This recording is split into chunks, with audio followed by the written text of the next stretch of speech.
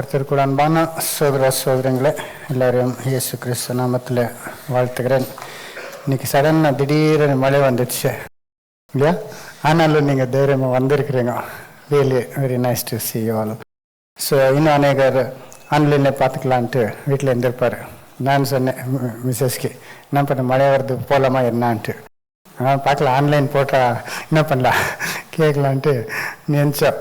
So anyway சகோதர சகோதரி, இன்றைக்கு நாம் விசுவாசத்தின் தகப்பனாகிய அப்ராம் உடைய வாழ்க்கையில் அவருக்கும் தேவனுக்கும் இருந்த 3 விதமான ரிலேஷன்ஷிப், உறவு பற்றி பேசலாம். ஸோ அப்ராமுக்கும் தேவனுக்கும் இருந்த அந்த உறவில் 3 டைப் இருக்குது. இங்கிலீஷில் 3 sides of Abraham's relationship with God. 3 sides தமிழில் என்ன சொல்கிறீங்க? 3 பக்கம். ஆனால் ஒரு மாதிரி இல்லை, இன்னொரு மாதிரி இல்லை, இன்னொரு மாதிரி, அப்படி 2 பக்கம்ன்றாங்களே, அந்த மாதிரி 3 பக்கம். ஸோ அவருக்கும் ரிலேஷன்ஷிப் தேவனுக்கும் எவ்வளோ க்ளோஸாக இருந்தது அனும்போது முதல் நம்ம மனசுக்கு வர்றது என்னங்க? அவர் இப்போ என்ன இருந்தார் நம்ம சொல்கிறோமே. இப்போ யாருன்னு பார்த்தா, what are you to that person? What is that person to you? What is the nature of your relationship பண்ணுறோம். உங்களுடைய ரிலேஷன்ஷிப்பு எப்படிப்பட்டது கேட்குறோமே. ஸோ ஃபார் எக்ஸாம்பிள், நான் உங்களுக்கு என்ன இருக்கிறேன்? First of all pastor, okay. Second teacher. உங்களுக்கு என்ன பண்ணுறேன்? ஒரு டீச்சர் மாதிரி, ஸ்கூலில் காலேஜில் டீச் பண்ணுற மாதிரி டீச் பண்ணுறேன். பிரதர், ஓவரால் எல்லாருக்கும் பிரதரு. ஸ்பிரிச்சுவலி ஃபாதர், ஏன்னா ஆவிக்குரியான வழி நடத்துகிறேன். So we don't use pastor father என்ற டைட்டில் மாதிரி நம்ம யூஸ் பண்ணுறது தான் தப்பு. ஆனால் அப்படிப்பட்டவர் இல்லைன்னால பைபிளில் இருக்கிறாங்க. அப்புறம் ஒரு ஃப்ரெண்டுன்னு சொல்லலாமா? இவெல்லாம் ஃப்ரெண்ட்ஸ் தானே. எனக்கு எல்லோரும் ஃப்ரெண்ட்ஸ் தான். வயசு 85, எங்கள் அம்மா ஏஜுக்குன்னா பெரியவர் இருப்பார். ஆனால் ஃப்ரெண்ட்லியாக என் கூட பேசுவாங்க. அவருடைய பாரத்தெல்லாம் என் கூட என்ன பண்ணுவாங்க, பேசுவாங்க. மற்ற சின்னவர் கூட, ரொம்ப சின்னவர் கூட, சண்டே கிளாஸில் ஜூனியர் கிளாஸில் இருக்கிறவரு எனக்கு என்னங்க பெஸ்ட் ஃப்ரெண்ட்ஸ் இருக்கிறாங்க. ஸோ வந்து பேசுவாங்க, மேலே உட்கார எல்லோரும் போய்ட்ருக்கலையே. அங்கே அவர் ஃபாதர்ஸ் எல்லாம் க்ளீனிங் பண்ணும்போது அவருடைய மக்கள் கூட உட்காந்து பேசுகிற அவர் ப்ராப்ளம்ஸ் எல்லாம் சொல்லுவாங்க எனக்கு. என்னங்க அவர் அப்பா எங்கே கூட்டின்னு போகிறது இல்லை, அதெல்லாம் சொல்லுவாங்க. நான் அவர் அப்பாவே கூட்டி என்ன பண்ணியிருக்கிறேன், அட்வைஸ் பண்ணிக்கிறேன், கூட்டின்னு போங்க அப்பாவை, எங்கேயும் கூட்டின்னு போகிறது இல்லை குழந்தைன்ட்டு. ஸோ நம்ம ஒரு ஃப்ரெண்ட்லியாக என்ன பண்ணுறோம், நம்ம இருக்கிறோம். ஸோ அந்த மாதிரி அப்ராமுக்கு தேவனுக்கு எப்படிப்பட்ட ரிலேஷன்ஷிப் என்ன? நம்பர் 1 என்ன வருது, நமக்கு வருது, அவர் தேவனுடைய சிநேகிதனாக இருந்தார். அதுதான் நம்ம ஃபஸ்ட்டு சொல்கிறது, மெயின் அதை தான் சொல்கிறது இல்லைங்களா. Abram was a friend of God. போன கிளாஸில் கூட நம்ம யாக்கோபில் பார்த்தோம். ஆனால் இன்னும் வேறு 2 விஷயங்கள் கூட இருந்தது, சைட்ஸ் அவருடைய ரிலேஷன்ஷிப். அவர் தேவனுக்கு அந்த ஃப்ரெண்ட் ஆகிற ஒரு நிலைமைக்கு வர்றதுக்கு முன்னாலே அவர் என்ன இருந்தார் அனும்போது 3 விஷயம் பார்க்கலாம். அதில் first of all, he was a servant of God. தேவனுடைய ஊழியக்காரனாக இருந்தார். தமிழில் சர்வெண்ட்க்கு என்ன சொல்லுங்க? ஊழியக்காரன், அடிமை இல்லையா? இந்த மாதிரி எல்லாம் வேர்ட்ஸு யூஸ் பண்ணுறோம். பைபிளில் பழைய ஏற்பாட்டில் servant of the Lord, Jehovah உடைய ஊழியக்காரன்னா ரொம்ப பெரிய டைட்டலுங்க. அது ஒரு என்னங்க சொல்லணுன்னா, ஹீப்ரூ வேர்டில் எபர் யாவே, எபர் யா YHWH. ஆனால் எபர்ன்னு என்னங்க, someone who has the God given authority as the accredited messenger of the Lord. என்னங்க, தேவன் செலக்ட் பண்ணியிருக்கிற அவருடைய மெசேஞ்சர்ன்னு என்னங்க, தூதன் இல்லைங்களா. அவருடைய மெசேஜ் எடுத்துன்னு போய் சொல்லுகிறவர். அதுதான் one of the highest titles old டெஸ்டமெண்ட்ல.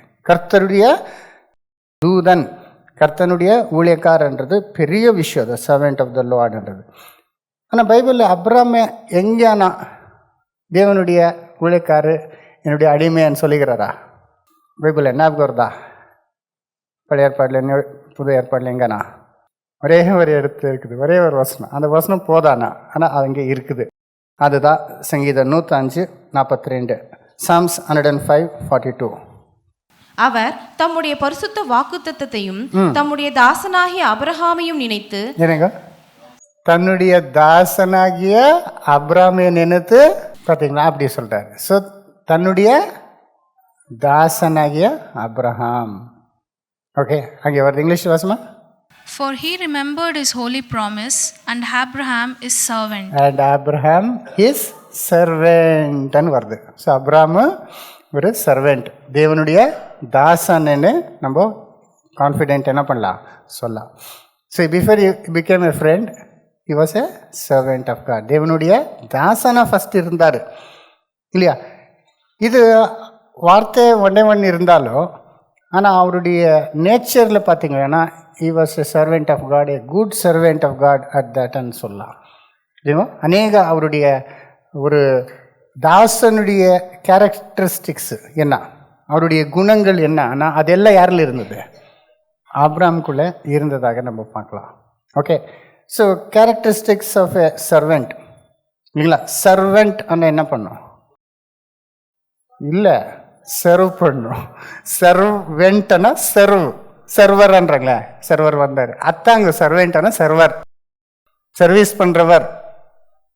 புரிஞ்சிங்களா? Server, service பண்ணுறவர் என்று வருது. ஓகே, புரிஞ்சா? ஸோ இவர் தேவனுக்கு சர்வீஸ் பண்ணாரா, சர்வ் பண்ணாரா? ஆனால் லிட்ரலி சர்வனா சாப்பாடுக்கு உட்காந்து வச்சு என்ன பண்ணுறதுங்க, சர்வ் பண்ணுங்க, கொஞ்சம் சர்வ் பண்ணுங்க. சர்வர் என்ன பண்ணுவார்? சாப்பாடு எடுத்து வந்து முன்னால் வச்சுட்டு உங்களுக்கு என்ன வேணுமோ என்ன பண்ணுறாரு, போடுவார். தெலுங்குல వడ్డించటం అంటాం, பரிமாடு, பரிமாள், அதான் அது பண்ணி என்ன பண்ணுவார்? நீங்கள் உட்காந்து சாப்பிட்டீங்கன்னா நிற்பார். இன்னும் நெக்ஸ்ட் என்ன வேணும், என்ன வேணும், ரசம் வேணுமா, சாம்பார் வேணுமா, இன்னும் கறி போட்டுக்கோங்க. ஆனால் என்ன பண்ணுவாங்க, அவருக்கு கொஞ்சம் சாப்பிட வைப்பாங்க. இங்கிலீஷில் இன்றைக்கி வெயிட்டர்ன்றோம் இல்லையா? ஹோட்டலுக்கு போனால் நம்ம மேல் வெயிட் பண்ணுறாரு. யூஸ்வலி நம்ம அவருக்காக வெயிட் பண்ண இருக்கோம். ஆர்டர் பண்ணிட்டு வெயிட் பண்ணி வந்தால் நமக்காகனா அவர் பார்த்தா இன்னொரு இடத்துக்கு போயிடுவார். இதெல்லாம் நம்மளுடைய ஆகிற எக்ஸ்பீரியன்ஸ். ஓகே, ஸோ அப்படிப்பட்டவர் இயேசுவே சொல்லிக்கிறாரு என்னென்னா, servant is someone who is not a benefactor but he gives to someone else. இன்னொருத்தரை என்ன பண்ணுறாரு, பிரயோஜனப்படுத்துகிறாரு. அவருடைய பிரயோஜனத்துக்காக அவர் பண்ணுறதில்ல இல்லையா? சர்வெண்ட் என்ன பண்ணுறாரு, எஜமானுக்கு என்ன பண்ணுவாருங்கோ, சர்வம் அவருக்கு கொடுக்குறாரு, அவரு கம்ஃபர்டபுளாக அவரை வைக்கிறாரு, இவருக்காகல. அதான் இயேசு சொல்கிறது, உலகத்தில் இருக்கிற ஜனங்களும் ராஜாக்களும் குருக்களுக்கும் உங்களுக்கு என்ன இருக்கணும் வித்தியாசம். உலகத்தில் அந்நியருக்குள்ளே என்னங்க, ராஜானா அவர் சிங்காசனத்தை உட்காரும், எல்லோரும் அவருக்கு என்ன பண்ணுவாங்க, ஊழியம் பண்ணுவாங்க. குருவன்னா கூட என்ன பண்ணுவாங்க, அவர் இப்படி உக்காந்து அவர் வந்து கால் கழுவுறதுன்னா அவருக்கு என்னங்கோ, இவ்வளோ மாதிரி குரு எல்லாம் பார்த்துருக்குறோம் நம்ம இல்லையா? அவர் அங்கே ஒரு குரு யாரோ வந்தாருன்னு போனேன், இந்து குரு, எல்லாம் சின்ன வயசில் போய் பார்த்தா அவர் இப்படி உட்காந்துருக்கிறாரு, குண்டாம் சிஎஸ்ஐ பாஸ்டர் மாதிரி இருக்கிறாரு. ஆனால் ஷர்ட் போடாமல் அப்படியே உட்காந்துக்கிறார். அவரது என்ன ஸ்பெஷாலிட்டினா, ரெண்டு பக்கம் சிசியர், ஒருத்தனு வாயில் பீடா போடுறது, அப்படி வந்துட்டு அது சாப்பிட்டுட்டு அது துப்புறதுக்கு இன்னும் பக்கத்தில் இன்னொருத்தனு அது சாப்பிட்றதுங்க இங்கேருந்து அங்கே தூத்துவான்னு என்ன பண்ணுறதுங்க. அது அவருடைய ஸ்பெஷாலிட்டி இல்லையா? எனிவே அதுதான் அவருக்கு சர்வீஸ் பண்ணுறது. அவருக்கு எவ்வளோ பேர் சர்வ் பண்ணுறாரு, அவரும் பெரியவர்ன்ட்டு. ஆனால் இயேசு இதை ரிவர்ஸ் பண்ணி நமக்கு சொல்லிட்டாரு இல்லையா? நீங்கள் எப்படி இருக்கணும் போது லூக்கு 2ஆம் அதிகாரம் 25லேருந்து 27 வரைக்கும் இந்த வாசி. அவர் அவர்களை நோக்கி, புறஜாதியாரின் ராஜாக்கள் அவர்களை ஆளுகிறார்கள், அவர்கள் மேல் அதிகாரம் செலுத்துகிறவர்களும் உபகாரிகள் எண்ணப்படுகிறார்கள். உங்களுக்குள்ளே அப்படி இருக்க கூடாது. உங்களில் பெரியவன் சிறியவனை போலவும் தலைவன் பணிவிடைக்காரனை போலவும் இருக்க கடவன். பந்தி இருக்கிறவனோ பணிவிடை செய்கிறவனோ எவன் பெரியவன்? பந்தில் இருக்கிறவனோ பணிவிடை செய்கிறவனோ எவன் பெரியவன்? பந்தி இருக்கிறவன் அல்லவா? பந்தில் இருக்கிறவனா உட்கார்ந்து சாப்பிட்றதுக்கு உட்கார்ந்து இருக்கிறவன் அல்லவா? அப்படி இருந்தும் நான் உங்கள் நடுவிலே பணிவிடைக்காரனை போல் இருக்கிறேன். நான் உங்கள் இடத்துல பணிவிட பந்தியில் இருக்கிற மாதிரி இல்லை. இங்கிலீஷ் வாசமா. And he said unto them, the kings of the Gentiles exercise lordship over them, and they that exercise authority upon them are called benefactors. Benefactors. என்னங்க பெனிஃபேக்டர்ஸ் என்னங்க? யாருக்கு அதிகாரம் இருக்குதோ அவரே என்னங்க பெனிஃபேக்டர்னா அவருக்கு தான் பெனிஃபிட் கிடைக்கும், அவருக்கு தான் சாப்பாடு கிடைக்கும், அவருக்கு தான் மரியாதை கிடைக்கும், அவருக்கு தான் எல்லா கம்ஃபர்ட்டு கிடைக்கும். But ye shall not be so. நீங்க அப்படி இருக்கக்கூடாது. But he that is greatest among you, let him be as the younger. உங்களுடைய கிரேட்டஸ்ட் பெரியவர் தமிழ் என்ன வந்து சிறியவனை போலையும்.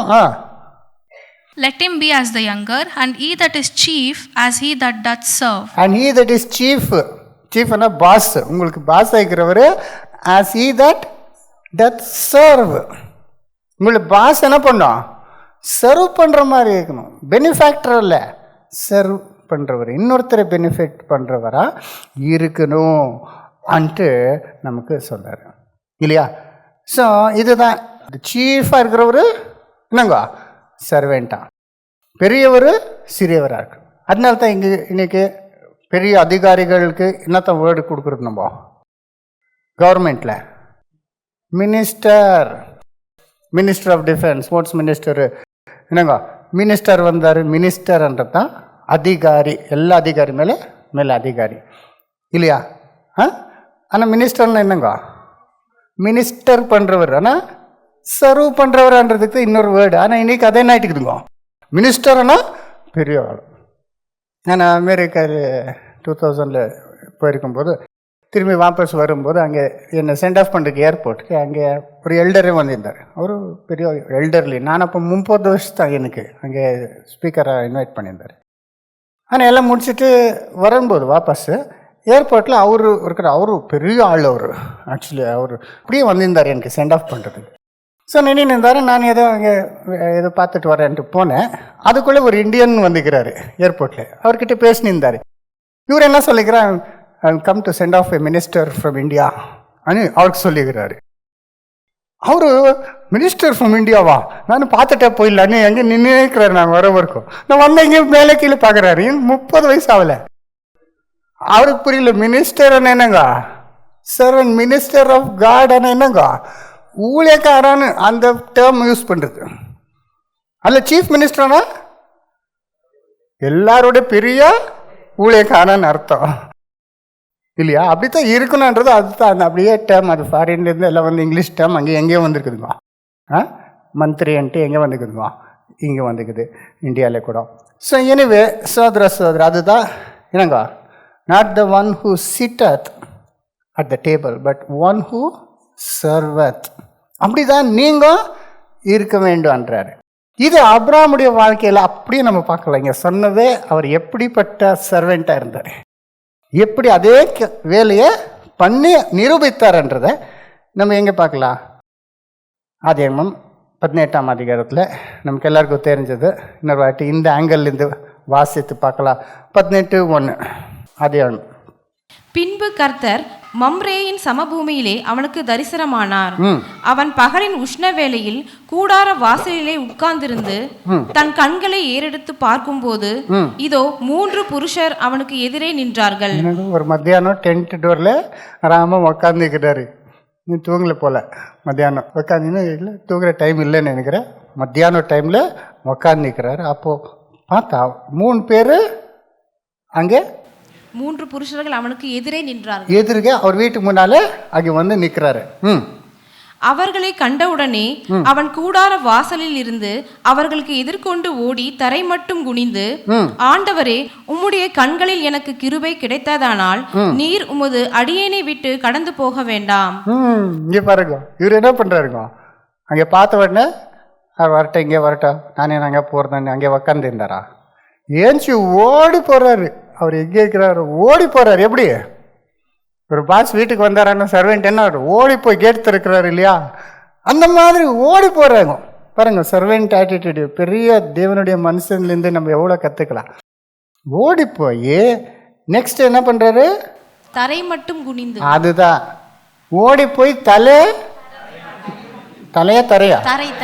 தரை மட்டும் என்ன பண்றாரு, bowed himself to the ground. எவ்வளோங்க கொஞ்சம் இப்படி இப்படின்றதில்ல, ரொம்ப குஞ்சு.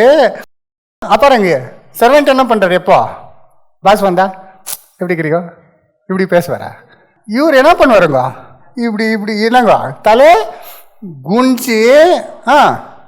ஆண்டவரே, உம்முடைய கண்களில் எனக்கு கிருபை கிடைத்ததானால் என்ன சொல்றாருங்க, ஆண்டவரேன்றாருங்க.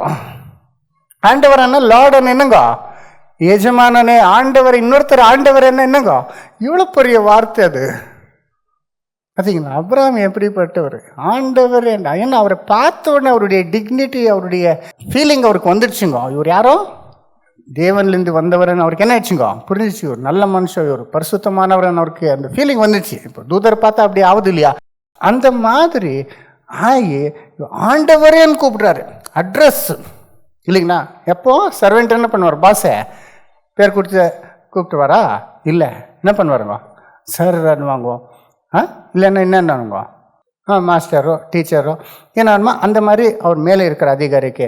அப்படி இவர் ஆண்டவரே சொல்லி, அப்புறம் உம்முடைய கண்களில் எனக்கு கிருபை கிடைத்ததானால், உங்களுடைய கண்கள் எனக்கு கிருபை கிடைத்ததானால் நீங்கள் வந்து என்ன பண்ணுங்க, இது கேட்டுக்கிறாரு. வந்து சாப்பிட்டு போங்க. ஆனால் என்ன பண்ணல, கமெண்ட் பண்ணல, வந்து என்ன பண்ணுறாருங்க ரிக்வெஸ்ட். உங்களுக்கு பிடிச்சா, உங்களுக்கு கண்ணில் எனக்கு கிருபை கிடைச்சா பாருங்க. எந்த மாதிரி அவருடைய வார்த்தைகள், எந்த மாதிரி பாடி லாங்குவேஜ் எல்லாமே இங்கே பார்க்குறோம் நம்ம. அப்புறம் நீர் உமது அடியேனை விட்டு கடந்து போக வேண்டாம். திரும்பி நீர் உன்னுடைய அடியமே விட்டு அங்கே திரும்பி என்ன சொல்கிறாருங்க, boss not from thy servant. அந்த வேர்டு சர்வெண்ட் யூஸ் பண்ணுறாரு, கடந்து போக வேண்டாம். ஆக்சுவலி லிட்ரலி பெக்ஸ், ஐ பிரேதி ஆனால் என்னங்க வேண்டுகிறாரு. இப்படித்தானே சர்வெண்ட்ஸ் எல்லாம் என்ன பண்ணுவாங்க, அப்படி தான் பேசி இவர் சர்வெண்ட்டை எப்படிப்பட்ட சர்வெண்ட் என்று காட்டுறாரு. அப்புறம் கொஞ்சம் தண்ணீர் கொண்டு வரட்டும், உங்கள் கால்களை கழுவி மரத்தடையில் சாய்ந்து கொண்டிருங்கள். கொஞ்சம் என்ன பண்ணுற தண்ணி கால்கள் என்ன, அந்த காலத்தில் நடந்துட்டு வர்றதெல்லாம் டஸ்டி ரோடு இல்லைங்களா. இயேசு ஒரு வீட்டுக்கு பரசி வீட்டுக்கு போகும்போது என்ன சொல்கிறாருங்க, நான் வரும்போது நீ என்ன கொடுக்கல, இந்த ஸ்திரீயோ கண்ணீரில் என்ன பண்ணி நிற்குது. அப்போ காலுக்கு தண்ணி கொடுக்குறது எவ்வளோ ஒரு நல்லதுன்றது சொல்கிறது. அப்படி தண்ணி கொடுக்குறாரு. நீங்கள் போய் என்ன பண்ணுங்க, மழக்கையில் சாய்ந்து ரெஸ்ட் பண்ணுங்கன்னு சொல்கிறாரு. நீங்கள் ரெஸ்ட் பண்ணுங்க. யூஸ்வல் என்ன பண்ணுவாங்க, சர்வெண்ட்ஸ் ரெஸ்ட் பண்ணுவாங்களா, இல்லை எஜமானுக்கு கம்ஃபர்ட் போடுவாங்க, ஃபேன் போடுவாங்க, ஏசி போடுவாங்க, நீங்கள் உட்காருங்க நான் பண்ணுறேன் இந்த மாதிரி. அவரை போய் என்ன பண்ணுவாருங்க, உட்கார்ந்து வச்சு நெக்ஸ்ட்டு நீங்கள் உங்கள் இருதயங்களை திடப்படுத்த கொஞ்சம் அப்பம் கொண்டு வருகிறேன், அப்புறம் நீங்கள் உங்கள் வழியை போகலாம். நான் கொஞ்சம் போய் அப்பெல்லாம் எடுத்துன்னு வரேன், அப்புறம் நீங்கள் போகலாம்னு சொல்லி நெக்ஸ்ட் என்ன பண்ணாரு, இதற்காகவே அடியேன் இடம் வரைக்கும் வந்தீர்கள் என்றான். எனக்கு இதுக்காகவே அடியே இடம் வரைக்கும் வந்தீர்கள் இல்லைங்களா. என்ன வருது இங்கிலீஷ்ல அதுக்கு, for therefore are ye come to your servant. அதுக்காகவே அடிமைக்கு திரும்பி சர்வெண்ட்ன்றார் பாருங்க. எப்படிப்பட்ட சர்வெண்ட் அது வந்திருக்கிறவர் யாருங்க, கர்த்தர். அப்போ தெரியுது 2 பேர் தூதர் வச்சு கர்த்தர் வந்திருக்கிறாரு. அப்போ அவர் கர்த்தருக்கு எப்படி சர்வ் பண்றாருன்னும் போது இவர் கர்த்தருடைய தாசன் என்று நமக்கு கிளியரா ப்ரூவ் ஆகுது இல்லையா.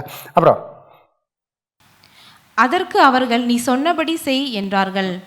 அப்பொழுது அபிரகாம் தீவிரமாய் கூடாரத்தில் சாராள் இடத்திற்கு போய், நீ சீக்கிரமாய் 3 படி மெல்லிய மாவு எடுத்து பிசைந்து அப்பம் சுடு என்றான். ஓடி போய் சாராக்கு என்ன பண்றாரு, 3 பேர் கெஸ்ட் வந்துருக்கிறா, நீ போய் என்ன பண்ணு, 3 பிரெட்டு 3 பேருக்கு 3 படி என்ன பண்ணிடு, சப்பாத்தியோ பரோட்டாவோ என்ன பண்ணு.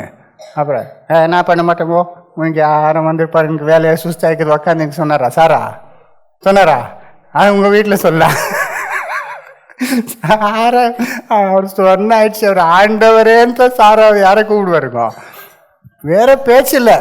அவர் என்ன பண்ணுறாருங்க, போய் இம்மீடியட் என்ன பண்ணுறாரு, போய் ரெடி பண்ணி அப்புறம் அபிரகாம் மாட்டு மந்தைக்கு ஓடி ஒரு நல்ல இளங்கன்றை பிடித்து வேலைக்காரன் கையிலே கொடுத்தான். இவரே ஓடி போகிறாரு எங்கக்கு, மாட்டு இதுக்கு போய் அங்கே நல்ல ஒரு மாட்டை என்ன பண்ணுறாருங்க, இவரே செலக்ட் பண்ணுறாரு, ஃபேட்டட் காஃப். ஈரான் ஓடி போய் என்ன பண்ண, எவ்வளோ ஃபாஸ்ட்டாக பண்ணுறாரு பாருங்க, அவருக்கு டிலே ஆகக்கூடாதுன்ட்டு. சர்வெண்ட் ஆட்டிடியூட் பாருங்க. பர்சனலாக போய் செலக்ட் பண்ணி அதை ரெடி பண்ணி வாலிபருக்கு சொல்லிட்டு வேலைக்காரன் கையிலே கொடுத்தான். அவன் அதை சீக்கிரத்தில் சமைத்தான். அபிரகாம் வெண்ணெயையும் பாலையும் சமைப்பித்த கன்றையும் எடுத்து வந்து அவர்கள் முன்பாக வைத்து அவர்கள் அருகே மரத்தடியில் நின்று கொண்டிருந்தான். எல்லாம் ரெடி ஆனதுக்கு அப்புறம் அவரே எடுத்துன்னு வந்து என்ன பண்றாருங்க, அவருக்கு கொடுத்து எல்லாமே அவர் அங்கே முறை கிட்ட என்ன பண்ணிருக்கிறாரு, நின்று கொண்டு இருக்கிறார். இவர் உட்கார்ந்து என்ன பண்ணி நிற்கிறாரு? இயேசு சொன்ன மாதிரியே இங்கே ஆபிரகாம் அங்கே பண்ணுறது. ஸோ இதில் அவர் ஊழியக்காரன் என்றதை, நல்ல ஊழியக்காரன் தேவனை எவ்வளோ மதித்தார் என்றதை நமக்கு கிளியராக தெரியுது. நம்ம எவ்வளோ கற்றுக்கலாம் இல்லையா? அவர் தேவனுடைய ஊழியக்காரர், தேவனுடைய தாசன், தேவனுடைய வார்த்தையை கேட்குறவார். தேவன் சொல்கிறதெல்லாம் ஊழியக்காரர் என்ன பண்ணும்? எஜமானுடைய சித்தத்தை அறிஞ்சு அப்படி செய்கிறவனே நல்ல ஊழியக்காரர். வேறு இடத்துல சொல்ல இவன் இஷ்ட பிரகாரமாக பண்ணுறதில்ல. எஜமானை கேட்டு என்ன பண்ணணுமோ அதை என்ன பண்ணும்? தேவன் சொன்னதெல்லாம் அப்புறம் செய்துட்டே வந்தார் இல்லையா? நம்ம எல்லாம் நல்லா தெரியும். விட்டுட்டு வான்னாரு, விட்டுட்டு வந்தார் இல்லையா? இங்கே போகணும், என்ன பண்ணும், எல்லாம் அப்படியே செய்தார் என்று பார்க்குறோம். அந்த மாதிரி நிறைய ஊழியக்காரர்கள் பைபிளில் இருக்கிறாரு. மோசே ரொம்ப பெரிய ஊழியக்காரர் இல்லையா? நிறைய ஊழியக்காரர் பைபிளில் இருக்கிற நமக்கு எக்ஸாம்பிள்ஸு. அதில் லாஸ்ட்டில் பெஸ்ட்டு ஊழியக்காரர் தேவனுக்கு அன்று யாருங்க? கர்த்தராகிய இயேசு கிறிஸ்துவே எல்லா ஊழியக்காரரும் ரொம்ப பெஸ்ட்டு ஊழியக்காரர். இயேசுக்கு சர்வெண்ட் ஆஃப் காட் அங்கே எங்கே வந்துக்குதா பைபிளில் அண்ட் பார்க்கும்போது நிறைய பேசேஜஸ் தீர்க்கதரிசன பழைய ஏற்பாட்டில் புது ஏற்பாட்டில் என்னக்குதுங்க? இயேசுவே ஊழியக்காரன், என்னுடைய ஊழியக்காரன் என்று சொல்லிக்கிறார். சர்வெண்ட் பேசேஜஸ் என்று வெரி வெரி போர்ஷன்ஸ், கம்ப்ளீட் பேசேஜே சர்வெண்ட் பேசேஜஸ். எதுலுங்க? ஏசாயா தீர்க்கதரிசனத்தில் இல்லையா? அதில் தேவன் என்னுடைய ஊழியக்காரன்னு வர வேண்டிய மெஸ்ஸாயிக்கு சொல்லி அவர் எப்படி நான் விருப்பப்பட்டதெல்லாம் அவர் கையில் செய்து முடிப்பார் என்று சொல்லப்பட்டிருக்கு. நிறைய இருக்குது. ஒரு பேசேஜ் மட்டும் வாசிங்க. Asia 42 1-4, Isaiah 42 1-4. இதோ நான் ஆதரிக்கிற என் தாசன், நான் தெரிந்து கொண்டவரும் என் ஆத்துமாவுக்கு பிரியமானவரும் இவரே. எனக்கு வாசம் திரும்பி. இதோ நான் ஆதரிக்கிற என் தாசன், நான் ஆதரிக்கிற என் தாசன் தாசன். Behold my servant whom I uphold, mine elect in whom my soul delighteth. என்னங்க? I have put my spirit upon him and he shall bring forth judgment to the Gentiles. என்ன சொல்லி நிற்கிறார்? வாசிம திரும்பி. இதோ நான் ஆதரிக்கிற என் தாசன், நான் தெரிந்து கொண்டவரும் என் ஆத்துமாவுக்கு பிரியமானவரும் இவரே. நான் தெரிந்து கொண்டவர், chosen servant. அதுதான் இயேசு என்ன சொல்றாரு? நான் தெரிந்து கொண்டவரும் என் ஆத்துமாவுக்கு பிரியமானவரும் என் ஆத்மாவுக்கு. அதனால தான் பேப்டிசம் எடுக்கும்போது இயேசு என்ன வச்சுங்க? இது என்னுடைய பிரியமான நேச குமாரன், சர்வெண்ட் இல்லைங்களா? எவ்வளோ சர்வெண்ட் இருக்கலாம். ஆனால் சிலருக்கு சர்வெண்ட்ஸ் மேலே நமக்கு ஸ்பெஷல் என்ன இருக்கும்? ஏன்னா அவருக்கு அப்படிப்பட்டதாக இருக்கும் இல்லையா? அன்பு. நம்ம எல்லாம் சின்ன பசங்களாக இருக்கும்போது 3 பசங்க எங்கள் அப்பா. எங்கள் அம்மாவுக்கு ஒருத்தரை எல்லாம் பார்த்துக்க முடியாதுன்ட்டு லிவ்-இன் மெய்டு இருப்பாங்க. எப்பொழுது என்ன பண்ணுவாங்க? நம்ம வீட்டிலே இருப்பாங்க. ஒரு ஃபேமிலி அந்த இதுலேருந்து கிராமத்துலேருந்து வருவாங்க, நம்ம வீட்டிலே தங்குவாங்க. அவர் கொஞ்சம் வாலிபராக இருப்பாங்க, நம்மோட கொஞ்சம் பெருசு, ஆனால் ரொம்ப வயசான அந்த மாதிரி அவருக்கெல்லாம் இங்கே கஷ்டம் இருக்கிறதுனால அந்த காலத்தில் என்ன பண்ணுவாங்க? கூட்டி வந்து விட்டுருவாங்க. அப்போ நம்ம வீட்டிலே இருப்பாங்க, பெரிய ஆவாங்க. பெரிய அவருக்கு கல்யாணம் பண்ணி எங்கள் அப்பா எல்லாம் என்ன பண்ணுவாங்க? அவருக்கு எல்லாம் உதவி செய்து அனுப்புவாங்க. அப்புறம் அவர் போனதுக்கப்புறம் அவருடைய சிஸ்டர் வருவாங்க. இந்த மாதிரி ஒரு ஃபேமிலியிலேருந்து நிறைய பேர் நம்ம பெரிய ஆகிற வரைக்கும் யாரான ஒரு மேடு வீட்டில் இருந்து தான் இருக்கோம். அதில் ஃபஸ்ட்டு வந்து ஒருத்தர் வெங்கடம்மான்ட்டு, அவருக்கு எவ்வளோ நல்ல ஞாபகம் இருக்குது நமக்கு. அவர் எவ்வளோ அன்போடு நம்மளுக்கு கூட இருந்தார், எவ்வளோ அன்போடு நம்மளை வளர்த்தினார். நம்ம சின்ன வயசில் எங்கள் அம்மா கூட அவ்வளோ மரியாதை. எங்கள் அம்மா ஹைலி எஜுகேட்டடு. அவர் வந்து கிராமத்தில் அவருக்கு எல்லாமே கற்றுக் கொடுப்பாரு. அதுவும் கிறிஸ்டியன் பிரின்சிபல்ஸ் எல்லாம் நல்லா அவருக்கு கற்றுக் கொடுத்து நல்ல ஒரு இவராக ரெடி பண்ணி அவருக்கு கல்யாணம் பண்ணி என்ன பண்ணாருங்க, இப்போ கூட வைக்கிறாருங்க கெங்கேரியில். ரீசெண்டாக ஃபோன் பண்ண சடனாக எங்கள் அம்மாவுக்கு ஃபோன் வந்துச்சு. ஆன்னு பார்த்தா அவருக்கு சொல்கிறதுக்கு மறந்துட்டோம். எங்கள் அம்மா இருந்தவர். அம்மானா ரொம்ப இஷ்டம், அம்மோரேன்னு என்ன பண்ணுவாங்க. அவருக்கு இப்போது 70 ஆகிட்டுக்குதுன்னு நினைக்கிறேன். 65 ஆல்மோஸ்ட் 70 ஆகிருக்குது. என்னங்க, அவரு ஃபோன் பண்ணியிருந்தார். அப்போ இப்படி சொல்லும்போது ரொம்ப அழுதுட்டார் ஃபோன்லேயே. என்ன இப்படி ஆயிடுச்சு, எங்கள் அப்பா அம்மா பற்றி எல்லாம் தெரியும். அவர் மேலே நமக்கு அவ்வளோ ஒரு அஃபெக்ஷனுங்க. இவ்வளோ வருஷம் ஆயிக்குது பாருங்கள். எனக்கே இவ்வளோ வயசாகிக்குது, அவருக்கு எவ்வளோ வயசு. ஆனாலும் இப்போ அவர் மேலே என்ன இருக்குதுங்க, அந்த அன்பு, அந்த அஃபெக்ஷன் அப்படியே வருதுங்க. அது சொந்தக்காரருக்கு இன்னும் ஜாஸ்தி என்ன ஆகுதுங்க. அவரை போய் பார்க்கணும், அவர் பார்த்தா கட்டி பிடிச்சிக்குவேன் கண்டிப்பாக. ஏன்னா அப்படிப்பட்ட ஒரு சர்வெண்ட் அவர் இல்லைங்களா. அந்த மாதிரி தேவனுக்கு பிரியமான ஒரு தாசன், ரொம்ப பிரியமான தாசன் இயேசு இருந்தார் என்று பார்க்குறோம். அப்புறம் என் ஆவியை அவர் மேல் அமர பண்ணுனேன், அவர் புறஜாதிகளுக்கு நியாயத்தை வெளிப்படுத்துவார். புறஜாதிகளுக்கு நியாயத்தை என்ன பண்ணுவாரு? வெளிப்படுத்துவார். அப்புறம் அவர் கூக்குரல் இடவும் மாட்டார், தம்முடைய சத்தத்தை உயர்த்தவும் அதை வீதியிலே கேட்க பண்ணவும் மாட்டார். என்னங்க அவர் என்ன பண்ண மாட்டாரு? ஜோரா கத்துறது, ஜோரா பேசுறது. சர்வெண்ட்ஸ் யூஸ்வலி ஜோரா என்ன பண்ண மாட்டாங்க பேசும்போது. எஜமான்கள் தான் என்ன பண்ணுவார்? ஜோரா கத்தலாம். சர்வெண்ட்ஸ் எப்படி இருக்கணும்? குவைட்டாக இருக்கணும், மெதுவாக தான் என்ன பண்ணுவாங்க. அப்படியே ஏசுப்பட்டுனாங்க, இவர் அவர் பெரிய, நான் பெரிய, நான் என்ன கம்மி அந்த அப்படியே எங்கேயான பேசிக்கிறாருங்க. இல்லை, அவரை ஒரு உயர்த்துக்குன்னே அந்த மாதிரி லவுடாக பேசினது கிடையாது. அப்புறம் அவர் நெறிந்த நாணலை முறியாமலும் மங்கி எரிகிற திரியை அணையாமலும் நியாயத்தை உண்மையாக வெளிப்படுத்துவார். என்னங்க இங்கே பாருங்க, இங்கிலீஷ் என்னமா? He shall not cry nor lift up nor cause his voice to be heard in the street. அவர் வாய்ஸ் என்ன பண்ண மாட்டேங்க, ஜோரா வேதியிலலாம் கேட்க மாட்டாருங்க. அப்புறம் A bruised reed shall be not break, and the smoking flax shall he not quench. என்னங்க, ஆனால் already உடஞ்சி போயிருக்கிற அந்த செடியை என்ன பண்ண மாட்டார்? உடச்சிருது இல்லை. நம்ம எதனா கொஞ்சம் போயிட்டு இருந்தா கிடிச்சு என்ன பண்ணிடுறோம், ஆல்ரெடி பாதி போயிட்டு இது என்ன ப்ரோஜனன்ட்டு அவர் என்ன பண்ண மாட்டார். அப்புறம் கொஞ்சம் எங்கேயோ என்ன வந்து நிற்குது தீபத்தில் போக, அதை அவிழ்த்து போட மாட்டார். இன்னும் என்ன பண்ணுவார்? அதை இன்க்ரீஸ் பண்ணுவார். அப்படிப்பட்டவர். அப்புறம் he shall bring forth judgment unto truth. ஆனால் என்னங்க, நியாயத்தை உண்மையாக judgment he will bring forth as truth. ஆனால் உண்மையான நியாயத்தை என்ன பண்ணுவார்? வெளிப்பாடு. இதெல்லாம் சர்வெண்ட் பண்ணுவார். தேவனுக்காக இவர் இதெல்லாம் செய்வார். அப்புறம் மெயின் 4ஆம் வசனம் important.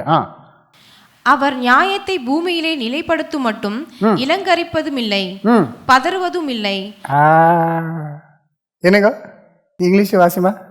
He shall not fail nor be discouraged till he have set judgment in the earth. என்னங்க பூமியில செய்ய வேண்டிய அந்த வேலையை, நியாயத்தை பூமியில ஸ்தாபிக்கிற வரைக்கும் he will not fail nor be discouraged. ஆனால் என்னங்க தமிழ்ல? நிலைப்படுத்தும் மட்டும் இலக்கரிப்பதும் இல்லை, பதறுவதும் இல்லை. என்ன ஒன்றும் புரியல தமிழ் எனக்கு. ಕನ್ನಡದಲ್ಲಿ ಓದಮ್ಮ 4ನೇದು. ಲೋಕದಲ್ಲಿ ಸಧರ್ಮವನ್ನು ಸ್ಥಾಪಿಸುವ ತನಕ ಇವನು ಕಳೆಗುಂದದೆಯೂ ಜಜ್ಜಿ ಹೋಗದೆಯೂ ஆனா இவில் நாட் ஃபெயில் நிக்குது. ஃபெயில் என்னங்க, தவறுது. இப்போ ஏதோ வேலை சொல்லிட்டா வேலை பண்ணாம விட்டுறது, பண்ற முடியாம பாதியில் என்ன ஆயிடுது, நிறுத்துறது, இல்லை பண்ண ஆரம்பிக்காம விட்டுறது. அப்படி என்ன பண்ண மாட்டார். எதனா வேலை கொடுத்தா பண்ணி முடிப்பாரு. பார்த்தீங்களா? he will not fail nor be discouraged. கொஞ்சம் கஷ்டம் வரும்போது என்ன ஆகுது, ஐயோ எவ்வளோ நாள் பண்ணுறாங்கப்பா, ரொம்ப நான் நினைக்கிற மாதிரி அவ்வளோ ஈஸி இல்லை, ரொம்ப கஷ்டன்ட்டு என்ன பண்ணுற மாட்டாரு, சோர்ந்து போகிறது இல்லை. அதுதான் கேரக்டரிஸ்டிக் இயேசுல இருந்தது இல்லையா? எவ்வளோ கஷ்டமானாலும் என்ன ஆகல, நம்ம பாடுறோமே, பாரமான சிலுவை என்று எருக்க வைக்கவில்லை இல்லையா? எவ்வளோ பாரமாக இருந்தாலும் எவ்வளோ கஷ்டம் இருந்தாலும் என்ன ஆகல, ஆகாதுப்பா முடியாது, தூதனை அனுப்பி என்ன பண்ணிடு எல்லாரும் முடிச்சுட்டு என்ன கூட்டின்னு போயிடான்னு சொன்னாரா? எனக்கு எவ்வளோ இருந்தாலும் உம் சித்தமே என் சித்தம் இல்லையா? அதனால் அது விடவே இல்லை. எப்படிப்பட்ட தேவனுக்கு எவ்வளோ பிரியாங்க. நமக்கும் அப்படிப்பட்டவர் யாரும் இருக்கிறாங்கன்னு எவ்வளோ சந்தோஷம். நான் நம்ம சபையில் நம்ம சகோதர ஜீவாவை பார்த்து ரொம்ப சந்தோஷப்படுறேன். இந்த வேலை சொன்னாலே என்ன பண்ண மாட்டாங்க, பாதியில் விடுறது, ஆகாதுன்றது. இன்னும் சிலர் இருக்கிறாங்க என்னங்க, வீட்டில் இருக்கிறாரு, ஃபஸ்ட்டு என்னன்னு சொன்னால் ஆகாதுன்னு தான் சொல்லுவாங்க, அப்புறம் பண்ணியிருப்பாங்க. ஆனால் ஃபஸ்ட்டு என்னங்க, அது இயேசு 2 குமாரர் இருந்தார். முதல் வெயிலில் போய் வேலை பண்ணேன்னா ஒருத்தர் சொன்னார் பண்ணுறேன்ட்டு போகல, இன்னொருத்தர் போகமாட்டேன் ஆவாதான்ட்டு அப்புறம் போனார். அந்த மாதிரி டைப்பு சிலர் என்னங்க, ஆவாதான்ட்டு வாயில் வருது, ஆகுது எனக்கு ஆகுது அப்புறம் போய் பண்ணியிருப்பாரு. எப்படியா வேலை பண்ணுறேன் போதும் நமக்கு. ஆனால் இன்னும் பிரியா என்னங்க, முடியாதென்று சொல்லாமல் அதை செய்து முடிக்கிற டைப்பாக இருந்தால் எவ்வளோ சந்தோஷமாக இருக்கும். தேவனுக்கு நம்ம அப்படி இருக்கோமா? தேவனுக்கு நமக்கு எதான ஒரு வேலை கொடுத்தாங்கன்னா நம்ம என்ன பண்ணோம், செய்து முடிக்கிறவராக இருக்கும். கஷ்டமானாலும் விடாமல் என்ன பண்ணோம், அப்படிப்பட்டவராக இருந்தார். தேவனுக்கு எவ்வளோ பிரியம். இயேசு கிறிஸ்து அப்படிப்பட்ட ஒரு தாசனாக இருந்தார். அப்புறம் அவருடைய வேதத்துக்கு தீவுகள் காத்திருக்கும். அதுதான் அவர் கையில் எல்லாமே தேவன் என்ன பண்ணுவாருங்க, சீர்திருப்பார். அது லாஸ்ட் வரைக்கும் பண்ணார். இயேசு ஆல்ரெடி என்ன பண்ணிட்டார், மேக்ஸிமம் அவர் செய்ய வேண்டியது செய்துட்டா. நெக்ஸ்ட்டு ராஜாதி ராஜ்யம் வந்து அதை இம்ப்ளிமெண்ட்டு 1000 வருஷத்தில் என்ன பண்ண போகிறாருங்க, பண்ணி தேவனுடைய மகிமைக்கு அவர் காரணராக இருப்பார். ஸோ இயேசு கிறிஸ்து பெஸ்ட்டு சர்வெண்ட்ன்றதை பார்க்குறோம்.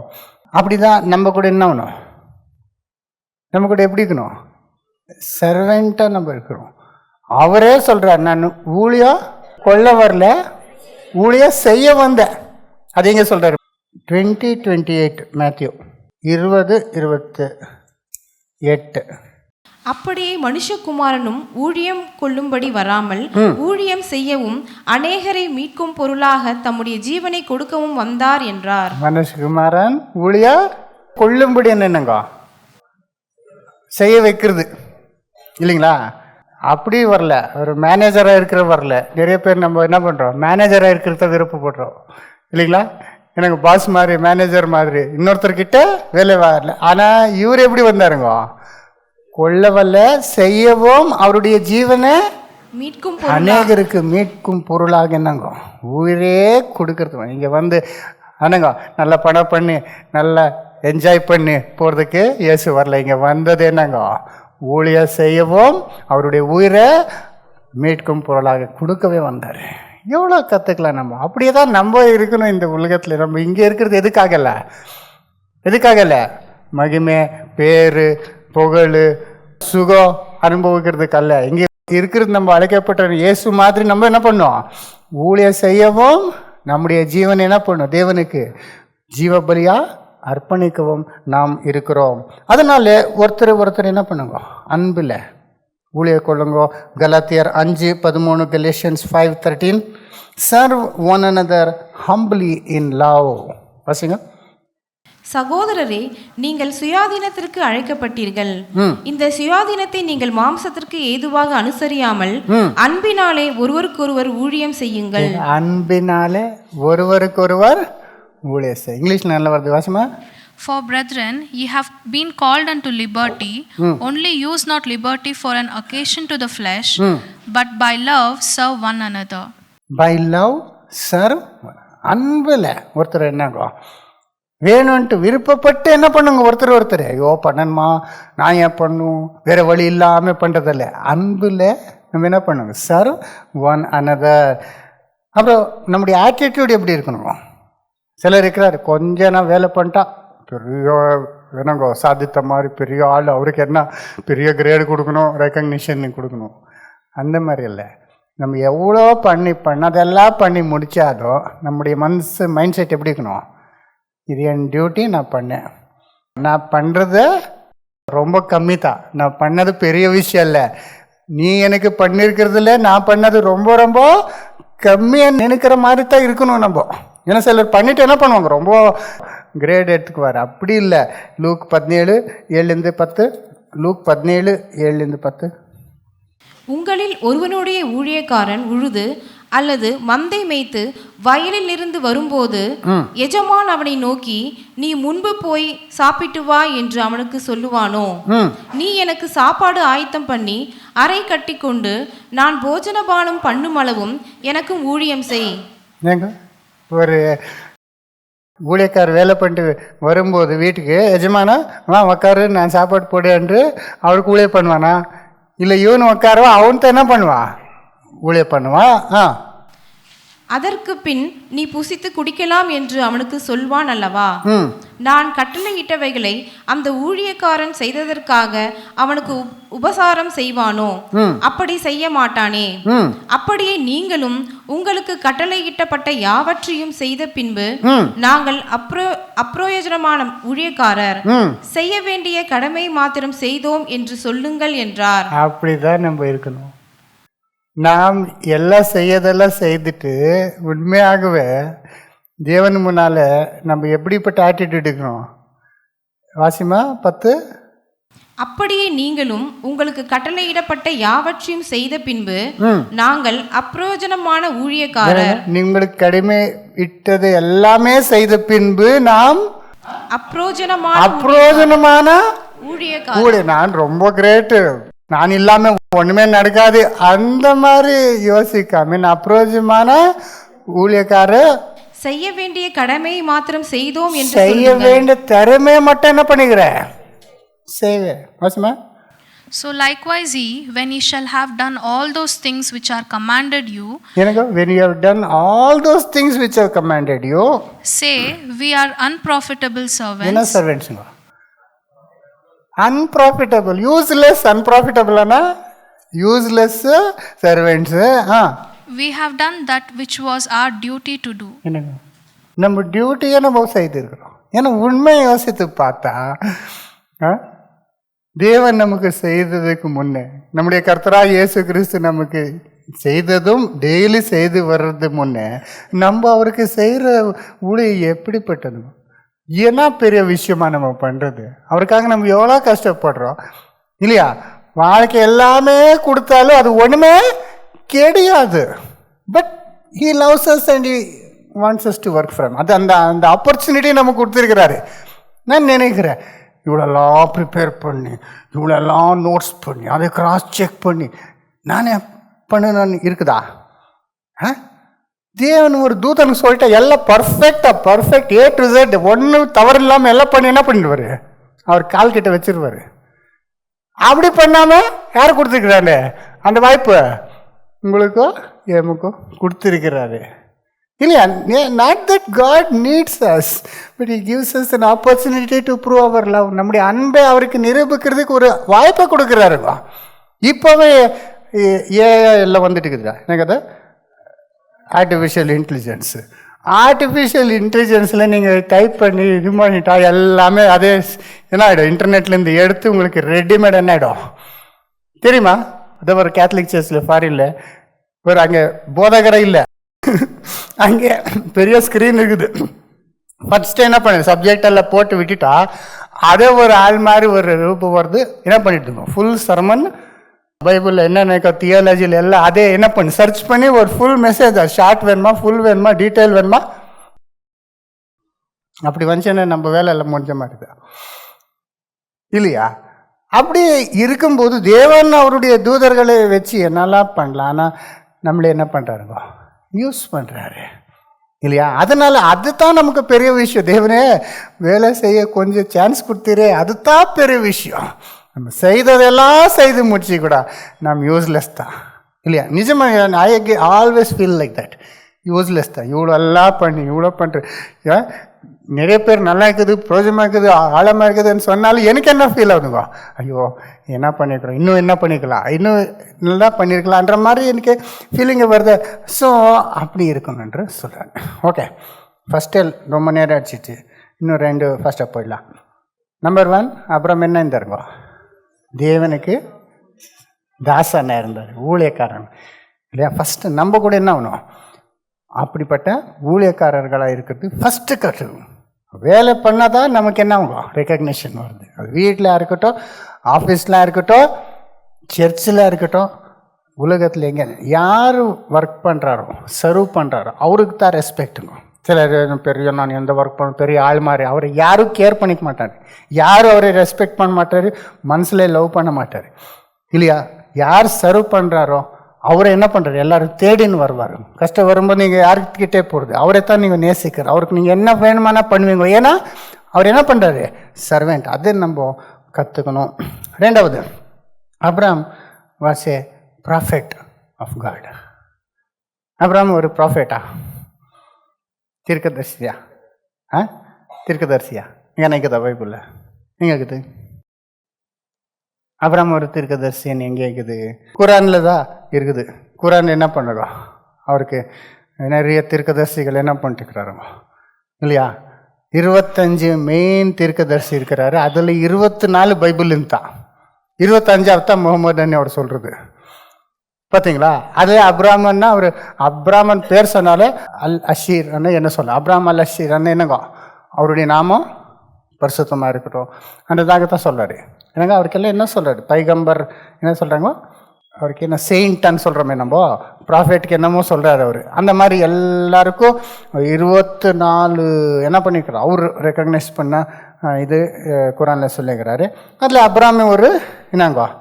ஆனால் பைபிளில் அப்ராமுக்கு தீர்க்கதரிசனம் எங்கே நாய்க்குதான்னு பார்த்தா, கிரேட், வெரி குட். பார்த்தீங்களா எப்படிப்பா, சூப்பர். ஒரே ஒரு வசனம் இருக்குது, ஆதியாகமம் 20ஆம் அதிகாரம் 7ஆம் வசனம். அது தேவனே என்ன பண்ணுறதுங்கோ சொல்கிற வார்த்தை, அவருடைய ஊழியக்காரன் பற்றி வாசிங்கோ. ஜெனசிஸ் 27. அந்த மனுஷனுடைய மனைவியை அவனிடத்திற்கு அனுப்பிவிடு, அவன் ஒரு தீர்க்கதரிசி. இது யாருக்கு சொல்கிறது தெரியுமா, தேவனு அபிமெலேக்கு. அபிமெலேக்ன்றவர் கீரார் உடைய ராஜா. இவர் யாருங்கோ, பைந்தாளி யாருங்கோ, ஆப்ராம். அவர் ஒய்ஃப் அவ்வளோ சூப்பர் பியூட்டிஃபுல்லாக இருந்ததுனால என்ன சொல்கிறாரு, நீ என் மனைவி என்ன உனக்காக என்னென்ன பண்ணிடுவார், அதெல்லாம் காமன் அந்த காலத்தில். அதனால யாரோ இல்லை ஊர் விட்டு வந்துருக்குறோம் நம்ம பாதுகாப்பில், நீ எனக்கு என்னன்னு சொல்லிவிடு, சகோதரியான்னு சொல்லிவிடு. அவர் என்ன பண்ணுறது, அவர் ஓகேண்ணா சகோதரின்ட்டார். அவர் ராஜா பார்த்தாரு, என்ன பண்ணார், சகோதரி தானே, என்ன பண்ணார், கூட்டின்னு போயிட்டார் அரண்மனைக்கு. அநேக மனைவிகள் கூட ஒருத்தர் என்ன பண்ணிடலாம் இல்லையா, எப்படிப்பட்ட ஒரு இதில் மாட்டுக்குனார் பாருங்க இவர் இல்லைங்கண்ணா. எப்போ பொய் சொல்லக்கூடாது, உண்மை என்ன பண்ணிடணும், தேவன் பார்த்துக்குவாருன்னு. பொய் சொன்னால் வேறு வேறு நமக்கு தெரியாத இதில் என்ன ஆகிடுறோம், மாட்டுக்க போகிறோம் இல்லையா. அது அப்ராம் கிட்ட அது கற்றுக்கலாம். என்னங்கோ, பொய் சொல்லக்கூடாதுன்றது கூட என்ன பண்ணலாம், அப்ராம் கிட்ட கற்றுக்கலாம். ஸோ அப்புறம் அப்ராம் என்ன பண்ணுறாருங்க, ஐயோ என்ன பண்ணுறது, போயிடுச்சு மனைவி போயிடுச்சு, என்னாச்சு, ஒரே என்ன பண்ணி டென்ஷனாக நிற்கிறாரு. ஆனால் தேவன் அபிமெலேக்கு கனவுல என்ன சொல்லிட்டாரு, வசிமா திரும்பி 20ஆம் அதிகாரம் 7ஆம் வசனம். அந்த மனுஷனுடைய மனைவியை அவனிடத்திற்கு அனுப்பிவிடு, அவன் ஒரு தீர்க்கதரிசி, நீ பிழைக்கும்படிக்கு அவன் உனக்காக வேண்டுதல் செய்வான். ஏன்னா அவன் மனுஷனுடைய அந்த ஸ்திரீயை அவனை அனுப்பிடு, அவள் அவனுடைய மனைவி, அவன் ஒரு தீர்க்கதரிசி, அவன் உனக்காக என்ன பண்ணுவான். வாசிமா இங்கிலீஷ்ல. Now therefore restore the man his wife, for he is a prophet, and he shall pray for thee, and thou shalt live. என்னங்க, he is a prophet, restore his wife to that man. அந்த மனைவி என்ன பண்ணிடு, அவர் ஒரு தீர்க்கதரிசி, அவன் உனக்கு prayer பண்ணுவான், நீ பிழைப்ப. இல்லைன்னா உன் கேஸ் என்னாச்சு, க்ளோஸ்ன்னு சொல்லிடுறாரு. வாசிமா. நீ அவளை அனுப்பிவிடாதிருந்தால் நீயும் உன்னை சேர்ந்த யாவரும் சாவீர்கள் என்று அறிவாயாக. சாகவே ஷூர்லி நீ சத்துடுற, அனுப்பிடலான்ட்டு. அவர் தான் உடனே என்ன பண்ணுவார், நான் பாக இந்த மாதிரி பண்ணிட்டுக்கிறேன், என் ஊருக்கு எடுத்துன்னு வந்தேன், உன் மனைவி நீ எடுத்துன்னு போன்ற ஃபஸ்ட்டு என்ன பண்ணிட்டுறாரு, அங்கேருந்து அனுப்பிடுறாரு. பார்த்தீங்களா தேவனை எப்படி காப்பாற்றுற. அது மட்டும் இல்லை, அங்கே என் தீர்க்கதரிசி, அவர் ஒரு தீர்க்கதரிசி. இப்போ ஜென்ரலி தீர்க்கதரிசின்னா ப்ரொஃபெட்னா நம்ம என்ன தான் நினைக்கிறது, ப்ராஃபெட் என்ன பண்ணுவான், ஃப்யூச்சரை சொல்லுவான் இல்லையா, பின்வர காலத்தை முன்னதாக சொல்கிறவர் தான் prophet. That is true. Prophets always prophesies, ஆனால் இன்னும் நடக்காத காரியங்களை முன்னே தேவனுடைய ஆவினாலே சொல்கிறவர். அப்படிப்பட்ட காரியங்கள் அப்ராம் சொன்னாரா, தீர்க்கதரிசனம் சொல்லிக்கிறாரா, இல்லை இல்லையா. ஆனால் ப்ராஃபெட்னா முன்னே பின்னே வர்றது சொல்கிறவன் மட்டும் இல்லை. It's not only a foreteller, is also a forthteller. Forth டெல்லர்னா தேவன் அவருக்கு சொன்னதை என்ன பண்ணுறதுங்க சொல்கிறவராக இருப்பாருங்க. முன்னே நடக்கிறது இல்லை, தேவனுடைய வார்த்தையை பெற்றுக்கொள்கிறவர், தேவனுடைய வார்த்தையை சொல்லுகிறவர் இல்லையா. ஃபர்ஸ்ட் ஆஃப் ஆல் தேவனுடைய வார்த்தையை அவர் பெற்றுக்கொண்டாரா, பெற்றுக்கொண்டார். தேவன் வேர்ட்ஸை ஃபஸ்ட்டு தேவன் அவர்கிட்ட தான் பேசினார். தேவன் என்ன செய்ய போகிறாரு, அவரை வச்சு அவரை கொண்டுன்றதை அவர் பெற்றுக்கொண்டார், அதை நம்பினார், அதன்படி அவர் நடந்துகிட்டே வந்தார். தேவன் இன்னும் நிறைய காரியங்கள் செய்ய வேண்டிய அவர் ஒரு திட்டத்தை எல்லாம் யாருக்கு சொன்னார், ஆபிரகாமுக்கு சொன்னார். அப்போ அவர் என்னங்கோ தீர்க்கதரிசி தான், தேவனுடைய வசனத்தை பெற்றுக்கொண்டார், என்னங்கோ அதன்படியே நடந்தார். தேவனுடைய ஃப்யூச்சர் எல்லாம் அவர் அறிந்தவராக இருந்தபடியாலே அவர் என்னங்கோ ஒரு தீர்க்கதரிசி என்று நம்ம சொல்லலாம் இல்லைங்களா. இப்போ அவர் வீட்டுக்கு வர்றாரு இல்லை தெரியல, சாப்பிட்டுட்டு எல்லாம் என்னங்கோ அப்படி கடந்து போகும்போது அங்கே என்ன ஆகுதுங்க, கர்த்தர் அவர் கூட நின்று யோசனை பண்ண அவர் வந்திருக்கிறது எதுக்காக? அப்புறம் வீட்டில் சாப்பிட்டு போகிறதுக்கே வரல. மெயினாக வழியில் போகும்போது தான் என்னங்கோ இங்கே ஒரு ஸ்டாப் ஓவர் பண்ணிக்கிறாரு, அவ்வளோதான். அவர் வந்திருக்கிறது எதுக்கு? சோதோம் கொமோரா ரொம்ப பாவம் ஆகிட்டுக்குது, அது நாசம் பண்ணுறதுக்கு வந்திருக்கிறாரு. இப்போ அங்கே போகும்போது அவன் okay thank you nice meal and போயிருக்கலாம். ஆனால் அங்கே என்ன பண்ணுறாருங்க, நான் செய்ய போகிறது இவருக்கு சொல்லாமா வேண்டாவா யோசிக்கிறாரு. பார்த்தீங்களா? அப்புறம் லாஸ்ட்டில் என்ன பண்ணுறாருங்கோ, சொல்லிடுறாருன்னா அப்போ என்னங்கோ, அவர் செய்ய போகிறது நெக்ஸ்ட்டு முன்னாலேயே இவருக்கு சொல்கிறாருன்னா அவர் யார் இருந்தார்? தீர்க்கதரிசியாக இருந்தார். அதுக்காகத்தான் அவர்கிட்ட சொல்கிறாருன்றதை நம்ம பார்க்கலாம். அது 18ஆம் அதிகாரம் ஆதியாகமம் 16-19 வரைக்கும் வாசிக்கும். ஜெனசிஸ் 18:16. பின்பு அந்த புருஷர் எழுந்து அவ்விடம் விட்டு சோதோமை நோக்கி போனார்கள். அபிரகாமும் அவர்களோடு கூட போய் வழி விட்டு அனுப்பினான். அப்பொழுது கர்த்தர், அபிரகாம் பெரிய பலத்த ஜாதி ஆவதிலும் அவனுக்குள் பூமியில் உள்ள சகல ஜாதிகளும் ஆசீர்வதிக்கப்படுவதனாலும் நான் செய்ய போகிறதை அபிரகாமுக்கு மறைப்பேனோ?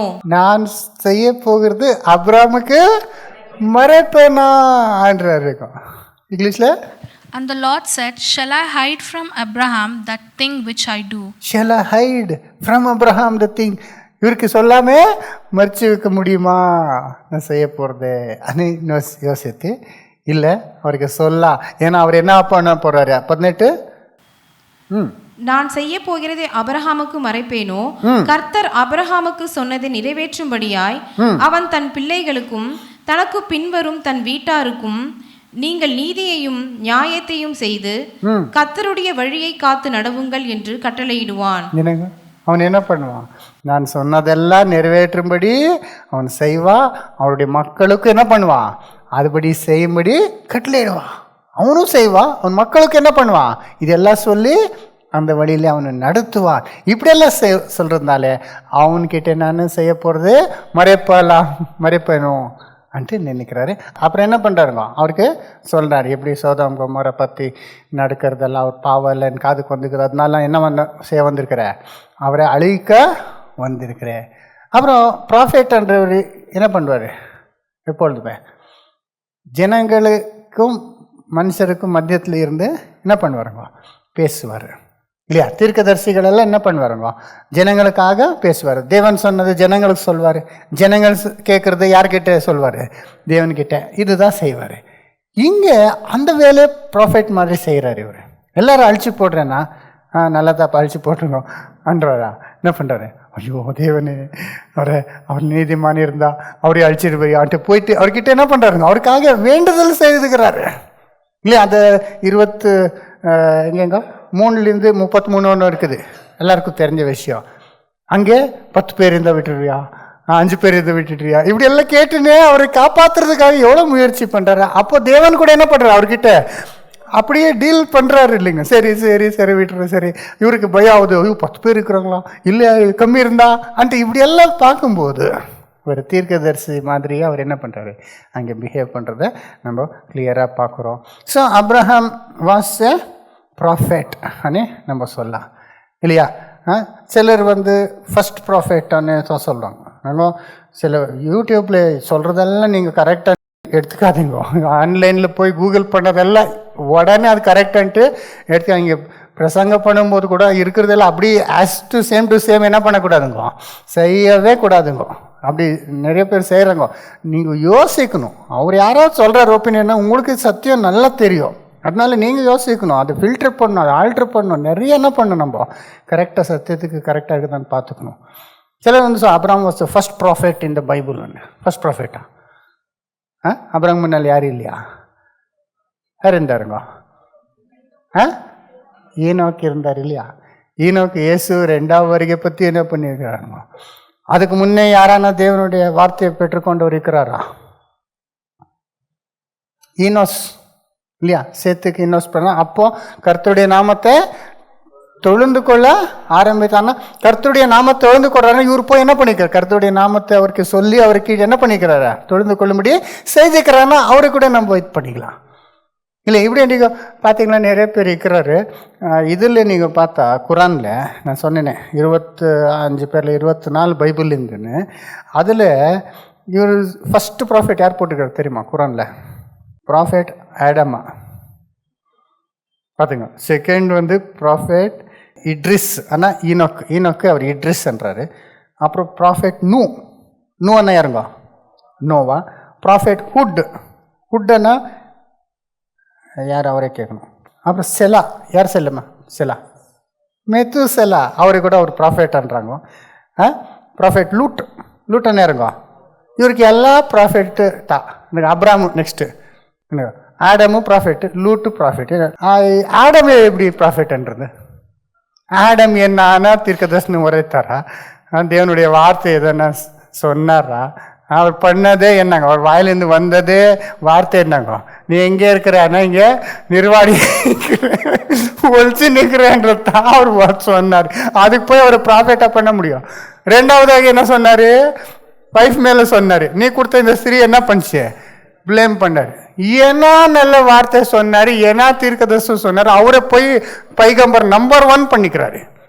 இதுதான் அரைக்குறை அறிவு இருக்கிறவர்ன்றது. இந்த குரானில் முஸ்லீம்ஸ் எல்லாம் அரைக்குறைன்னு அறிஸ்தான். ஃபர்ஸ்ட் ப்ராஃபெட் அவருன்னு சொல்கிறார். இப்படியே இந்த லிஸ்ட்டு வருது என்னங்க, அப்படி எல்லாம் சொல்லிட்டு 24 யார் தெரியுமா? ஈசா மெசியா. யாருக்கா? ஜீசஸ் 24. அப்புறம் 25 யாருன்னா முகமதா. என்னங்க, இப்போ ஃபஸ்ட்டு ரேங்க் பண்ணார், லாஸ்ட்டு ரேங்க் பண்ணிக்கிறாரு. ஃபஸ்ட்டு ரேங்கு லாஸ்ட்டு ரேங்குங்க இல்லையா? ஆக்சுவலி பைபிளில் எங்கே ஸ்டாப் ஆகுதுங்க ஜீசஸ்ஸு. ஆனால் பெரிய ப்ராஃபெட்டில் ஜீசஸ்ன்னு சொல்ல, ஏன்னா ஜீசஸ் உடைய ப்ராஃபெட் வேறு யாரும் இல்லை பைபிளில். பழைய ஏற்பாட்டில் நம்பர் 1 ப்ராஃபெட் யாருங்க? அவர் மேஜர் ப்ராஃபெட்னு சொல்கிறோம், நம்பர் 1 சொல்ல முடியாது. மோசே தான்.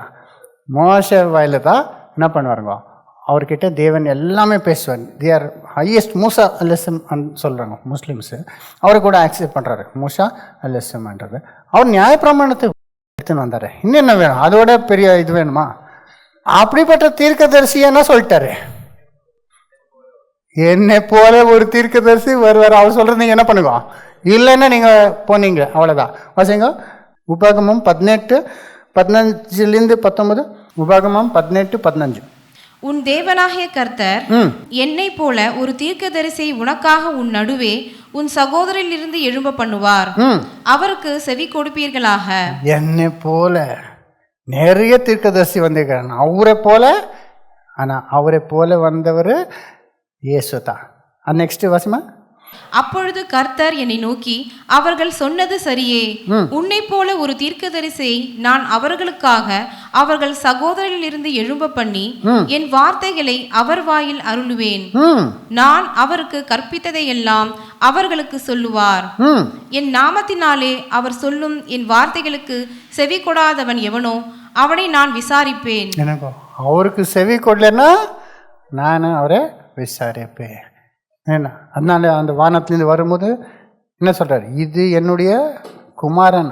அவருடைய வார்த்தை என்ன பண்ணுங்க, கேளுங்க. Here E him. அவர் சொல்கிறதே கேளுங்க. அவர் சொல்கிற வார்த்தையை கேட்காதவன் என்ன பண்ணுவான்? சங்கரிப்பா படுவான். அது இயேசு தான் அந்த தீர்க்கதரிசி. ரொம்ப மோசே பார்க்கலும் ஒரு 25 கம்பேரிசன் இருக்குதுங்க மோசேஸ்க்கும் யாருக்கும் ஜீசஸ்க்கு. அது வேறு சப்ஜெக்டு.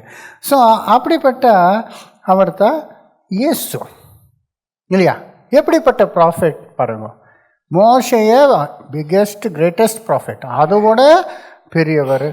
அவர் வார்த்தை மூலமாக தான் பேசுவார். என் வார்த்தையெல்லாம் அவர் மூலமாக தான் பேசுவார் இல்லையா? அவர் தான் அல்டிமேட் ப்ராஃபிட்டுங்க. யாருங்க? ஜீசஸ் தான் அல்டிமேட்டு. அவர் கடைசியாக யார் மூலமாக பேசினார்? எபிரேயரில் வருதில்லை? எபிரேயர் 1:1 தேவன் பூர்வ காலங்களில் பங்கு பங்காகவும் வகை வகையாகவும் தீர்க்கதரிசிகள் மூலமாய் பிதாக்களுக்கு திருவுளம் பற்றின தேவன் இந்த கடைசி நாட்களில் குமாரன் மூலமாய் நமக்கு திருவுளம் பற்றினார். அவ்வளவுதாங்க. அவர் தான் லாஸ்ட்.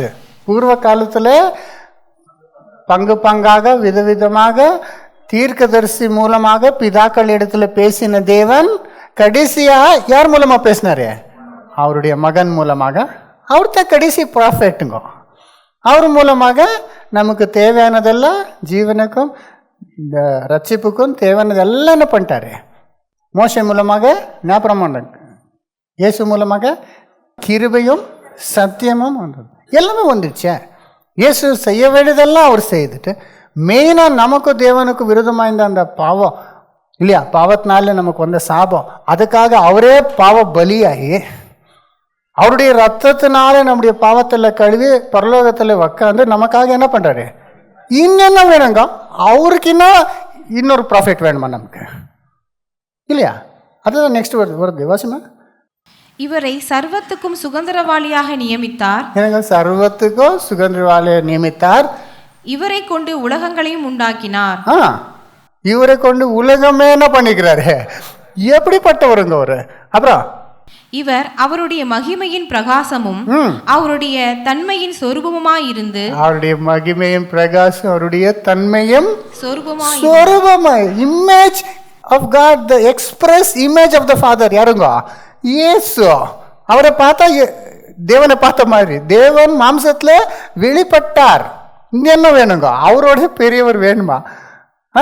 அப்புறம் சர்வத்தையும் தம்முடைய வல்லமையுள்ள வசனத்தினாலே தாங்குகிறவராய் தம்மாலே தாமே நம்முடைய பாவங்களை நீக்கும் சுத்திகரிப்பை உண்டு பண்ணி, சர்வத்தையும் அவருடைய வல்லமையுள்ள வசனத்தினால தாங்குகிறார். இங்கிலீஷ்ல என்ன வருது அது? upholding all things by the word of his power. upholding all things by the word of his power. அவரே வார்த்தை இல்லையா, அவருடைய வார்த்தை மூலமாக சகலத்தை என்ன பண்றாருங்க, தாங்கிண்டு. அப்புறம் தம்மாலே தாமே நம்முடைய பாவங்களை நீக்கும் சுத்திகரிப்பை உண்டு பண்ணி, தம்மாலே தாமே நம்முடைய பாவங்களை நீக்கும் சுத்திகரிப்பை பண்ணி உன்னதத்தில் உள்ள மகத்துவமானவருடைய வலது பாரிசத்திலே உட்கார்ந்தார். என்னங்க, உன்னதக்கு ஏறுப்பை மறித்து உயிர்த்தெழுந்து உன்னதுல தேக்கிற வலுது பாசத்துல என்ன பண்ணிக்கிறாரு இல்லையா, வலுது பாசத்துல உட்கார்ந்து நமக்காக பிறந்து எப்படிப்பட்ட மத்தியஸ்தர், தேவனுக்கும் மனுஷனுக்கும் மத்தியஸ்தர் ஆயிட்டாரு. அவர் தான் என்னங்க ஹை பிரைஸ்ட் ஆயிட்டார், பிரதான ஆசிரியர் ஆயிட்டாரு இல்லையா. அவரே வழி, அவரே ஜீவனும், அவரே சத்தியமா இருக்கிற, அவருக்குள்ள ஜீவனும் உயிர்த்தெழுதலும். நம்முடைய பாவம் பண்ணும்போது பாவ நிவர்த்தி செய்யறதுக்கு அவருடைய ரத்தம் தான். நெக்ஸ்ட் மரித்தா அவர் தான் நமக்கு என்னங்க உயிர்த்தெழுதல் கொடுக்கிறவர், நித்திய ஜீவ கொடுக்க போறாரு. இவரை அல்லாம இன்னொருத்தர் யாரான தேவையா? இது பாருங்க, அதுதான் சாத்தானுடைய பொய்யான ஒரு உபதேசம். இவரே அல்டிமேட். இயேசு வந்ததுக்கு அப்புறம் எல்லாமே முடிஞ்சிடுச்சு, அவரால் நமக்கு எல்லாமே கெச்சிடுச்சு. அவர் தான் ஃபைனல் இல்லை, மெயின் ப்ராஃபிட், மெயின் பர்சன் அவர் தான். அப்புறம் அப்போஸ்தலர் தீர்க்கதரிசி சொல்லிக்கிறார், இவருக்கு ஆன் பிஹாஃப் ஆஃப் ஜீசஸ் இயேசு பரமாக பேசியிருக்கிறார் தவிர அவர் சொந்தமாக இன்னுமே என்ன பண்ணல இல்லையா. அவர் தான் ஃபைனல். அது இவர் என்ன சொல்கிறார், இல்லை அவரு லாஸ்ட் பட் ஒன்னா, இவர் யாரா லாஸ்ட். இது என்ன, இது எப்படி, அது பைபிள் எங்கே நிற்குதா? அவர் என்ன சொல்ற, நான் போய் தேட்டர் வாழ் அனுப்புகிறேன், அந்த தேட்டர் வாழ்த்த முகமது. இது நல்லா இருக்குது. இது ஏன்னாங்க, நான் பரலோகத்துக்கு போய் பரலோகத்துலேருந்து வரணும் தேட்டர் வாழ், நான் அங்கே போய் தேட்டர் வாழ் அனுப்பணும். இவர் முகமது என்ன பரலோகத்தில் வந்தார்? எங்கே வந்தார்? பரலோகத்துலேருந்து. இங்கே பூமியில் மனுஷன் மாதிரி எல்லாரும் மாதிரி பிறந்தாரு, இங்கே சத்து இங்கே இருக்கிறாரு இல்லைங்களா. பரலோகத்தில் இருக்கிறவரும் பரலோகத்தில் வருகிறவர் மாணவர் தவிர பரலோகத்துக்கு யாரும் என்ன பண்ணல, ஏறி போனது இல்லை. அவர் தான் பரலோகத்திலிருந்து வந்தவர். நீங்கள் எல்லாரும் இங்கே இருக்கிறவர் தான். நான் மட்டும் எங்கேன்னு வந்துக்கிறேன், கன்னிய ரூபமாக வழியாக பிறந்தார். அவர் பரலோகத்திலிருந்து வந்தவர், திரும்பி பரலோகத்துக்கு போனவர் அவர் தான். இவர் போய் பரலோகத்துக்கு வந்தாருன்னா அது எப்படி? நெக்ஸ்ட் பரலோகத்துக்கு போனாரா? அது எருசலேம் இருந்து போனாரா? ஐயனா ப்ரூஃப் இருக்குது பரலோகத்துக்கு போனாரான்ட்டு இல்லையா. சகோதர சகோதரி எல்லாம் நினைச்சிட்டு இவரை பார்க்கலும் அவரு பெரிய ப்ராஃபிட் அனி ஜனங்கள் நம்புறாங்கன்னா இது எப்படிப்பட்ட ஒரு காரியப்படம். ஒருத்தர்கிட்ட பேசினேன், அவர் ஒரு முஸ்லீமை போய் லவ் பண்ணிக்கிறாரு. அந்த சகோதரி அவர் என்ன பண்ணிக்கிறார், நெக்ஸ்ட் அவர்தெல்லாம் கொஞ்சம் கொஞ்சம் சொல்லிக்கிறார். இது ரெண்டும் பார்த்துக்கிறேன். ஒரு பையா கூட இன்னொருத்தர் எனக்கு முஸ்லீமை லவ் பண்ணல, அவருக்காக என்ன பண்ணுற, அவர் கூட சேர்ந்துக்குன்னு என்ன பண்ணுறதுங்க, எல்லாம் கட்டுருக்கிறது பண்ணிட்டு லாஸ்ட்டில் என்ன பண்ணிடுங்க, கல்யாணம் பண்ணிக்கிறது மட்டும் இல்லை, கன்வெர்ட் ஆகிட்டுக்கிறார். இதுக்கு இஸ்லாமுக்கு. ஏன்னா அப்படி ஆகலைன்னா அவர் கல்யாணம் கொடுக்குறது இல்லை. நான் கேட்டேன் அந்த பொண்ணுக்கு, என்னம்மா ஏன்னா பார்த்து நீ இயேசுவை விட்டு முகமதை நம்பின்னு போயிருக்கிற, இயேசு இல்லாதது முகமதில் என்னத்தான் இருக்குதுமா நீ போகிறதுக்கு? இயேசுல இருக்கிற அன்பு முகமதில் இருக்குதா? இயேசுல இருக்கிற மன்னிப்பு கூட இருக்குதா? இயேசு வார்த்தைகள் அவரில் இருக்குதா? அதை கேட்டேன். ஜீவனை கொடுக்குற அளவுக்கு அவர் நம்ம அன்பு கொண்டிருக்கிறாரு. நம்முடைய பாவத்துக்காக அவர் பலியானாரு. அவ்வளோ அன்பு கூறாரு, ரட்சிப்பு கொடுக்குறாரு, நித்திய ஜீவ கொடுக்குறாரு. அவரில் இல்லாத நீ முகமதுல என்னத்தான் பார்த்தேன் நான் கேட்டவருக்கு. இன்னும் குருடர் மாதிரி போய்க்கிறான். ஆமாக்கள், லவ் இஸ் பிளைண்ட்ன்றாங்க. இவர் லவ் பண்ணிக்கிறாரு. அந்த ஒரு பிளைண்ட்னஸில் அவர் சொல்கிறதெல்லாம் உண்மைன்னு நினச்சிட்டு அப்படியே போயிட்டாரு. ஆனால் இப்போ யோசிக்கிறாருங்க இல்லைங்களா, அந்த லவ்வோ மாயமானது. ஏன்னாங்க, ஏன்னா அவர் ஃபாலோ பண்ணுறது யார? முகமதை ஃபாலோ பண்ணுறவர் முகமது மாதிரியே இருப்பார். யதா ராஜா ததா பிரஜைன்றாங்களே, யதா ராஜா ததா பிரஜை, யதா குரு ததா சிஷ்யன்றாங்களே, குரு மாதிரியே சிஷ்யங்களும் இருப்பாங்க. அந்த குரு என்ன பண்ணிக்கிறாரு? எவ்வளோ கல்யாணம் பண்ணிக்கிறாரு? அவரை கேட்டு 9, 10, 11 கல்யாணம் பண்ணி விவாகம் பண்ணலாமா? அப்போ அவர் ஃபாலோ பண்ணுறவர் அப்படித்தானே இருப்பார், அந்த மைண்ட் செட்டில் தானே இருப்பார். அப்படித்தான் பண்ணார், எல்லாம் லவ் பண்ணார், கல்யாணம் கொஞ்ச நாள் இருந்தார். 2 குழந்தை ஆனதுக்கப்புறம் இன்னொருத்தர் போய் பண்ணிக்கிறான்னு இருக்கிறாருங்க. இவ்வளோ துரோகம் இல்லை இது. இவர் அதுக்காக எல்லாமே விட்டு, ஜனங்களை விட்டு, மதத்தை விட்டு, இயேசுநாதரே விட்டு அவர் பின்னாலே போனால், அவர் கொஞ்ச நாள் அந்த குழந்தைல பசங்க ஆனதுக்கப்புறம் இன்னொருத்தர் பார்க்குறாரு. இவர் ஊரோட இருக்கும்போது இன்னொருத்தர் பொண்ணை பார்க்குறாரா? அது ஃபேமிலியே சப்போர்ட் பண்ணுறாரா? இது அநியாயம் பண்ணுறாரு, எல்லாம் பண்ணுறாரு, மோசம் பண்ணுறாரு, சீட் பண்ணுறாரு. ஆனால் ஃபேமிலியோட அவர் லீகலாக பண்ணிக்கிறான்றாரா இவர் ஊரோட இருக்கும்போது? எவ்வளோ அநியாயம் அல்லது? அந்த மாதிரி மைண்ட் செட் தான் இது. ஏன்னா முகமது என்ன பண்ணிக்கிறாரு? நம்ம பண்ணேன்னா அது அவர் என்ன சொல்கிறதுன்னா, கொஞ்சம் வசதியாக இருந்தால், கெப்பாசிட்டி இருந்தால் பண்ணிக்கலாமா? இங்கே வெல்டிங் பண்ணுறதுக்கு எல்லாம் முஸ்லீம்ஸ் வராங்க. அவர்கிட்ட பேசுவேன் நான், என்னங்கப்பா அவர் கொஞ்சம் இதாகிட்டா அப்படி தான் பண்ணுறது, அப்படியே பண்ணிக்கிறாங்க. அப்படி பண்ணுறதுனால என்ன சொன்னேன், நீ உனக்கு கெப்பாசிட்டி இருக்குது, நீ பண்ணிக்கலான்னு இன்னொருத்தர் பண்ணிக்கிறேன். அப்போ அவரும் அப்படி பண்ணிக்கலாமா? அவர் பண்ண விடுவாங்க? ஐயோ இல்லை, கொலையே பண்ணிடுறேன். ஆனால் நீ மட்டும் எப்படி இருக்கலாம்? அவர் மட்டும் புர்கா போட்டு மூஞ்சி கூட யாருக்கும் காட்டாம அவ்வளோ வெயிலில் சத்து நின்றாலும் அது போட்டுனே இருக்கணும். இவர் மட்டும் இன்னொருத்தரை போய் என்ன பண்ணிக்கலாம்? லவ் பண்ணி இன்னொருத்தர் மேட்ச் 3rd 4th எவ்வளோ பேரான என்ன பண்ணிக்கலாம்? இது என்ன நியாயம்? அவருக்கு மனசு இல்லையா? இல்லையா? உனக்கு மாதிரி அவருக்கு துக்கம் ஆகுறது இல்லையா? உனக்கு மாதிரி அவருக்கு கோபம் வர்றது இல்லையா? நியாயம் என்னங்க? பைபிளில் இயேசு சொன்னார் ஒரே வார்த்தை. பழைய ஏற்பாட்டில் அப்படி பண்ணார். உங்களுடைய கடின நிமித்தம் என்ன பண்ணார்? தேவன் பண்ணிக்க சொன்னார். ஆனால் தேவன் பண்ணிக்க சொல்ல, சும்மா இருந்தார், அவ்வளோதான்.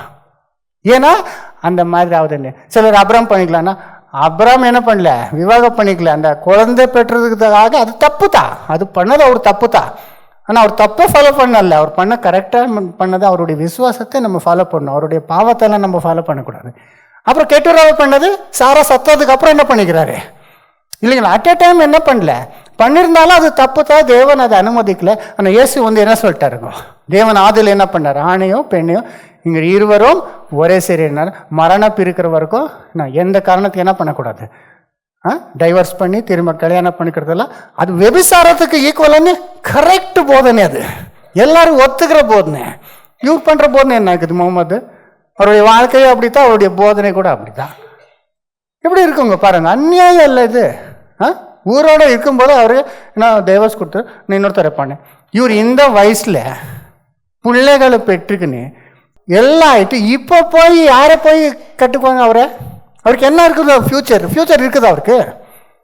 யாரன்னா போய் குழந்தை பசங்க இருக்கிறவர் போய் கல்யாணம் பண்ணி அவர் நல்லா வச்சுக்குவாங்களே யாரன்னா? அவர் வாலிபா இருக்கும்போது நல்லா இருக்கும்போது அவர் கல்யாணம் பண்ணிக்க எல்லாம் இது பண்ணிட்டு இப்போ குழந்தையும் இவரையும் ரோடு மேலே விட்டுட்டு நான் இன்னொரு கல்யாணம் பண்ணிக்கிறேன்னா எவ்வளோ அநியாயமானது, அநீதியான காரியம் இது. இதுதான் அவர் முகமது ப்ரீச் பண்ணுறது, அவர் பண்ணுறது, அவர் வாழ்க்கை அப்படி இருக்குது கம்பேர் பண்ண இல்லையா? இன்ஃபேக்ட் எப்படிப்பட்ட மோசமான காரியம் பண்ணிக்கிறாரு. ஆனால் ஒரு குழந்தையே கல்யாணம் பண்ணிக்கிறாருங்க, மைனர் என்ன பண்ணிக்கிறாரு? பீடோஃபைல்னு சொல்ல. இப்போ இன்னைக்கு என்ன சொல்றாங்க, சின்ன பசங்க கூட இந்த மாதிரி தொடர்பு பேசிக்கிற பீடோஃபைல்ன்றாங்க. அப்படிப்பட்ட கேட்டகரி இருக்கிறார் முகமது. அது விட்டுடுங்க. அவர் ஒரு நாள் வீட்டுக்கு போற, அவர் மகன் வீட்டுக்கு, மகனுடைய மனைவி பார்த்து இஷ்டமா பார்க்கறாரா? யாரு? மகனுடைய மனைவி என்ன மருமகளை பார்த்து, அதை பார்த்து அவன் டைவர்ஸ் பண்ணிட்டு இவர் போய் கட்டுக்கிறாரு. மருமகளே கல்யாணம் பண்ணிக்கிறாருன்னா எந்த மாதிரி மோசமான தீர்க்கதரிசி, அதை கரெக்டான்னு சொல்லி அவரை உயர்த்துறவர் என்ன மாதிரி மோசமான ஜனங்கள் பாருங்க. டோட்டல் என்னங்க வர்ஸ்ட் கேரக்டர், வர்ஸ்ட் பிரின்சிபல், இது எல்லாம் அநியாயமானது. இது அப்படிப்பட்டவர் போய் நீ என்ன பண்ணிக்கிற? இயேசுவை விட்டுட்டு அப்படிப்பட்டவர் பின்னாலே அவர் என்ன புதுசு சொன்னார்? அவர் தான் லாஸ்ட் ப்ராஃபிட், அல்டிமேட் ப்ராஃபிட். என்ன புதுசு சொன்னார் முகமது? சொல்லுங்க, என்ன சொன்னார்? சொன்னதெல்லாம் மோசையில் இருக்கிற தோராலேருந்து தான் எடுத்து, அந்த லாஸ்டா எங்கேருந்து? விருத்த சேதனையிலேருந்து எங்கே இருக்குது? யூதருடைய பழைய ஏற்பாட்டிலேருந்து இருக்கிறதே எடுத்து சொல்றது. இவர் எல்லாமே அங்கே இருக்கிறது. இவர் சொல்ற ஜபங்கள் எல்லாம் எங்கே இருக்குது? இவரை ஒத்துக்கிறாங்க. ஜபூர் தாவீது எழுதின சங்கீதத்தில் இருக்குது. இன்னும் மிச்ச காலையில் இயேசு சொன்ன வார்த்தைகளை அங்கே இருக்குது இஞ்சிலேருந்து. இவர் என்ன புதுசு சொல்லிக்கிறாரு? எல்லாம் இயேசுவோட பெரிய ப்ராஃபிட், இவர் தான் லாஸ்ட் ப்ராஃபிட். என்ன தீர்க்கதரிசனம் சொல்லிக்கிறார்? என்ன புதுசு? இயேசு சொல்லாதது, பழைய ஏற்பாட்டில் மோசே சொல்லாதது, தாவீது சொல்லாதது, இவர் என்ன புதுசு சொல்லியிருக்கிறாரு? ஒண்ணுமே இல்லை. சகோதர சகோதரி, இயேசு நமக்காக பரலோகத்தில் வந்து நமக்காக ஜீவனை கொடுத்து, நம்முடைய பாவத்துக்காக அவர் ரத்தத்தை சிந்து, தேவன் அவரை உயிர்த்து எழுத்து பரலோகத்தில் அவர் திரும்பி வந்து பூமியை என்ன பண்ண போறாரு? ரட்சிக்க போறாரு. அதனால நம்ம அப்ராம் ப்ராஃபிட் என்னும்போது இவர் குரான்ல சொல்ற மாதிரி என்னங்க லாஸ்ட் ப்ராஃபிட்டு முகமது என்று சொல்ல முடியாது. ஃபைனல், லாஸ்ட் அண்ட் ஃபைனல் யாருங்க? இயேசு கிறிஸ்து தான் என்று நம்ம தெரியலாம். ஓகே, அப்ராம் என்னங்க? நம்பர் 1 சர்வெண்ட், ஊழியக்காரன், தேவனுடைய தாசன். 2வது தீர்க்கதரிசி. என்ன 3வது என்னன்னா நமக்கு தெரிஞ்ச விஷயம் தான் என்னங்க, தேவனுடைய சிநேகிதன் ஆகி வந்துட்டார்.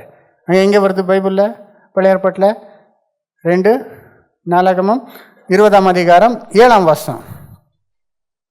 2 Chronicles chapter 20 verse 7. எங்கள் தேவனாகிய நீர் உம்முடைய ஜனமாகிய இஸ்ரவேலுக்கு முன்பாக இந்த தேசத்துக்கு குடிகளை துரத்திவிட்டு இதை உம்முடைய சிநேகிதனாகிய அபிரகாமுடைய சந்ததிக்கு என்றைக்கும் என்று கொடுக்கவில்லையா? என்னங்க, உம்முடைய சிநேகிதனாக அப்ராமுக்கு நீ என்றென்றோ கொடுக்கவில்லையா? பார்த்தீங்களா Wasima? Are not thou our God, who didst drive out the inhabitants of this land before thy people Israel, and gavest to the seed of Abraham thy friend forever? You drive us out the inhabitants of this land. இந்த தேசத்தின் ஜனங்களே துரத்திவிட்டு அந்த தேசத்தை உம்முடைய சிநேகிதனாகிய அப்ராமுடைய மக்களுக்கு இஸ்ரேலுக்கு என்ன பண்ணிக்கிற? Your ஃப்ரெண்ட்னு சொல்லிக்கிறாரு. என்ன மாதிரி ஒரு ரிலேஷன்ஷிப்புங்க. சர்வெண்ட் அண்ணாலே ரொம்ப கிரேட்டு. என்னங்க, தீர்க்கதரிசி அண்ணா இன்னும் ஒரு கிரேட்டு. அதில் ஃப்ரெண்டா, தேவனுக்கு ஃப்ரெண்டா இவரு. வானத்து பூமியும் அண்ட சராசரிகளை உண்டாக்கி இருக்கிற மனுஷனுக்குள்ள அந்த உயிர் கொடுத்துருக்கிற அந்த தேவனே இவருக்கு என்னங்களா? ஸ்நேகிதம். பார்த்தீங்கன்னா அது எப்போ பெற்றுக்கொண்டாருன்னா உங்களுக்கு தெரியும். அவருடைய நேசகுமாரனும் பார்க்காம தேவன் மகனே கொடுக்கறதுக்கு ரெடி ஆகிட்டாரு. அப்போ தான் என்ன ஆயிடுச்சாருங்க, தேவன் ஹார்ட்டை டச் பண்ணிட்டாரு இல்லையா? அதனால ஸ்நேகிதன் என்று அவருக்கு சொல்கிறது பார்க்குறோம். இன்னொன்று ஏசாயா 41:8 சொல்லிக்கிறாரு. அசையா 41:8. என் தாசனாகிய இஸ்ரவேலே, நாம் தெரிந்து கொண்ட யாக்கோபே, என் சிநேகிதனாக அபிரகாமின் சந்ததியே. ஏனுங்க, என் தாசனாகிய இஸ்ரவேலே, என் தாசனாகிய இஸ்ரவேலே, நாம் தெரிந்து கொண்ட யாக்கோபே, நான் தெரிந்து கொண்ட யாக்கோபே, என் சிநேகிதனான அபிரகாமின் சந்ததியே. என் சிநேகிதனான அப்ரஹாம். இங்கிலீஷ்ல நல்லா வருது Wasima. But thou Israel art my servant, Jacob whom I have chosen, the seed of Abraham my friend. My friend Abraham. ஜாக்கோபுக்கு என்ன சொன்னாரு? My chosen and servant அன்னாரு இல்லையா? மஞ்சா Jacob my servant, Israel my chosen. Jacob Israel 2 பேரும் ஒருத்தர் தான் இல்லையா? ஆனால் அப்ராம்க்கு என்ன சொன்னார்? ஃப்ரெண்ட், மை ஃப்ரெண்ட் అని சொல்கிற அளவுக்கு ஆயிட்டாரு இல்லையா? யாக்கோபு 2:23, ஜேம்ஸ் சாப்டர் 2 verse 23, ஜேம்ஸ் 2:23. அப்படியே ஆபிரகாம் தேவனை விசுவாசித்தான், அது அவனுக்கு நீதியாக எண்ணப்பட்டது என்கிற வேத வாக்கியம் நிறைவேறிற்று. அவன் தேவனுடைய சிநேகிதன் எண்ணப்பட்டான். என்னக்கா? தேவனுடைய எதனால? அவருடைய விசுவாசத்தினால, தேவனை நம்பி, தேவனுடைய வார்த்தையை நம்பி. நம்புறது மட்டும் இல்லை, அதன்படியே அவர் ஊரை விட்டு வந்தார், எல்லாமே செய்தார். மகனை கூட பலி கொடுக்குறவருக்கு கிரியைக்கு செய்கிற விசுவாசம். எனக்கு practical faith, faith in action. நம்புறது மட்டுமே இல்லை, அதை நிரூபித்தார். அதனால தான் அவர் தேவனுடைய சிநேகிதனாக எண்ணப்பட்டார். அதுதான் இன்னும் அதோட பெரிய ரிலேஷன்ஷிப்பு நமக்கு யார் கூடவா இல்லை இல்லையா? அப்படி இருக்கும்போது பைபிளில் வேறு யாரானா ஃப்ரெண்ட் ஆஃப் காட்னு சொல்லிக்கிறாரா?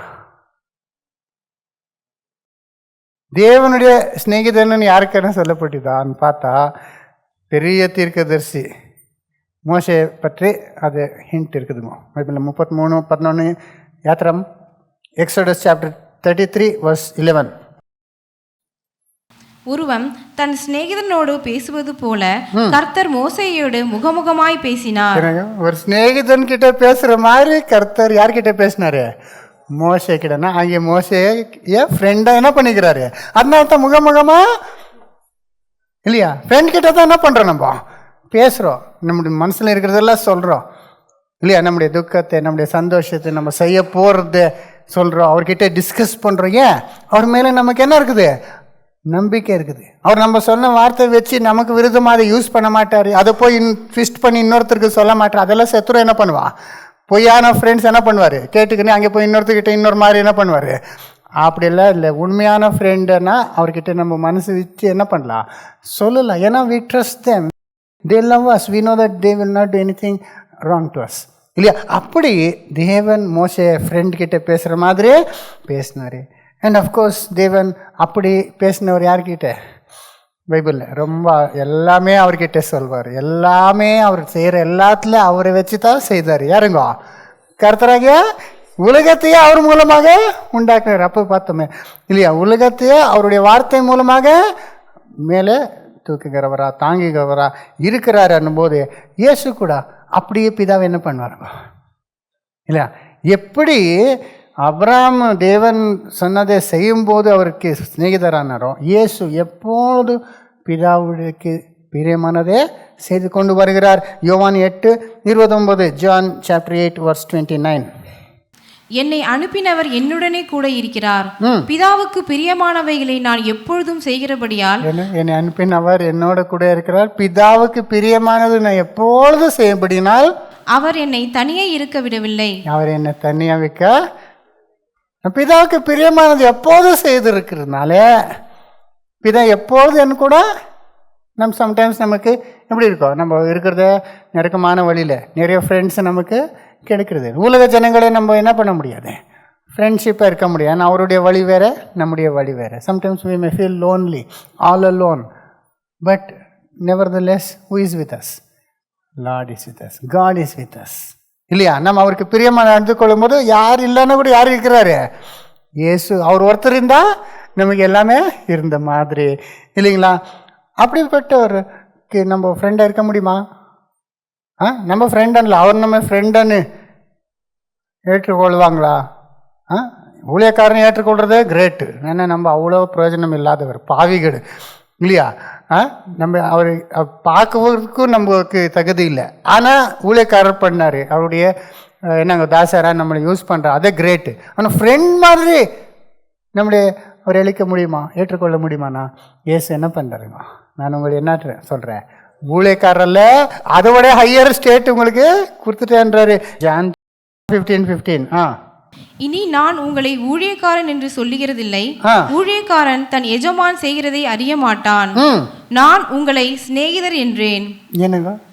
நான் உங்களை, நீங்க ஊழியக்காரர் இல்ல, ஊழியக்காரர் தான். ஆனால் ஊழியக்காரருக்குன்னா பெரிய எனக்கு ரிலேஷன்ஷிப். நீங்கள் சிநேகிதரன் சொன்ன. ஏன்னா ஊழியக்காரர்கிட்ட எல்லாம் டிஸ்கஸ் பண்ண மாட்டார். ஆனால் ஃப்ரெண்ட் கிட்ட என்ன பண்ணுவார்? எல்லாமே பேசுவார். அதனால நீங்கள் எனக்கு சிநேகிதர். அப்புறம் ஆனால் ஒரு கண்டிஷன் இருக்குது. என்ன கண்டிஷனு? 14 மாசமா? நான் உங்களுக்கு கற்பிக்கிற யாவையும் நீங்கள் செய்வீர்களானால் என் சிநேகிதராய் இருப்பீர்கள். அதுதான் நம்ம செய்யணும். அவர் சிநேகிதனா இருக்கணும். வாசிமா திரும்பி. நான் உங்களுக்கு கற்பிக்கிற யாவையும் நீங்கள் செய்வீர்களானால், நான் உங்களுக்கு கற்பித்தது யாவும் நீங்கள் செய்வீர்களானால் என் சிநேகிதராய் இருப்பீர்கள். நீங்கள் என் சிநேகிதரா? Wasima. Ye are my friends if you do whatsoever I command you. அதுதாங்க. You are my friends if you do whatsoever. அவர் சொன்னபடி நம்ம செய்தா அப்போ அவர் நமக்கு சிநேகிதனா இருப்பார். அதாங்க நம்ம அவர் சொல்லும்படி நம்ம செய்கிறோமா. அவருக்கு ஃப்ரெண்டாக இருக்கணும்னா பைதவே உலகத்தை என்ன பண்ண முடியாது, ஃப்ரெண்டாக இருக்க முடியாது. சேட்டன் கூட ஃப்ரெண்டு, தேவன் கூட ஃப்ரெண்டாக இருக்க முடியுமா? அப்புறம் அப்படி இருந்த முடியுதா? சாத்தானும் இது பண்ணுற தேவனையும் ஃப்ரெண்டை வச்சுக்கிற ஆகுதா? ஆப்போசிட்டு. சேட்டன் தேவனுடைய சத்ருவாக இருக்கிறார், தேவனுக்கு விரோதமாக இருக்கிறார். உலகமே சாத்தானுக்குள்ள. அப்போ நம்ம உலகத்தை நேசித்தா தேவனுக்கு பகையாள்கள். யாக்கோபுல சொல்கிறார் இல்லை, if you love this world. வாசமா 4:4 யாக்கோபு லாஸ்ட். ஜேம்ஸ் 4:4. விபசாரரே விபசாரிகளே, உலக சிநேகம் தேவனுக்கு விரோதமான பகை என்று அறியீர்களா? ஆகையால் உலகத்துக்கு சிநேகிதனாய் இருக்க விரும்புகிறவன் தேவனுக்கு பகையனாகிறான். தேவனுக்கு சிநேகிதனாக இருக்கிறோமா பகைகளாக இருக்கிறோமானா நமக்கு இல்லை. நம்ம உலகத்தை நேசித்து உலக ஜனங்கள் மாறி அவர் போல இருந்தால் தேவன் ஃப்ரெண்டாக இருப்பாரா? பங்கிறார். தேவனுக்கு ஃப்ரெண்டாக இருந்தால் நம்ம உலகத்தை விட்டு, உலகத்தில் இருக்கிறதும் அந்த ஆசைகளெல்லாம் பிதாலேருந்து வந்ததில் என்னங்க உலகத்துலேருந்து வந்தது. அதனால் நம்ம என்ன பண்ணோம், முடிஞ்ச அளவுக்கும் இயேசு என்ன சொல்லியிருக்கிறார், அவர் என்ன நமக்கு வழி காட்டிருக்கிறார், அந்த வழியில் நடந்து நின்றா நம்ம யாருக்கு ஃப்ரெண்டுங்க. அப்போ நீங்கள் எதை கேட்டாலும் பிதா என்ன பண்ணுவார்? இன்னும் அதை விட பெரிய விஷயம் என்னமாங்க, வானத்தை பூமியை சூரியத்தையே உண்டாக்குன தேவன் நம்முடைய ஃப்ரெண்டாக இருக்கிறாரு. இப்போ இயேசு ஃப்ரெண்டானா தேவனும் ஃப்ரெண்ட் தானே. ஏன்னா இயேசு தேவன் ஒன் தானே, தகப்பன் குமாரன் என்ன இருக்கிறாருங்க, ஒன்றாக இருக்கிறோம் இல்லையா? அதனால இயேசுவை நமக்கு ஃப்ரெண்டானா தேவனும் நமக்கு என்னங்கோ ஃப்ரெண்டாக இருக்கிறார். அதனால நம்ம தேவனுக்கு ஃப்ரெண்டாக இருக்கும்போது அப்ராமுடைய இந்த 3 சைட்ஸ் ஆஃப் அப்ராம்லேருந்து நம்ம கற்றுக்கொள்ள முடியும்.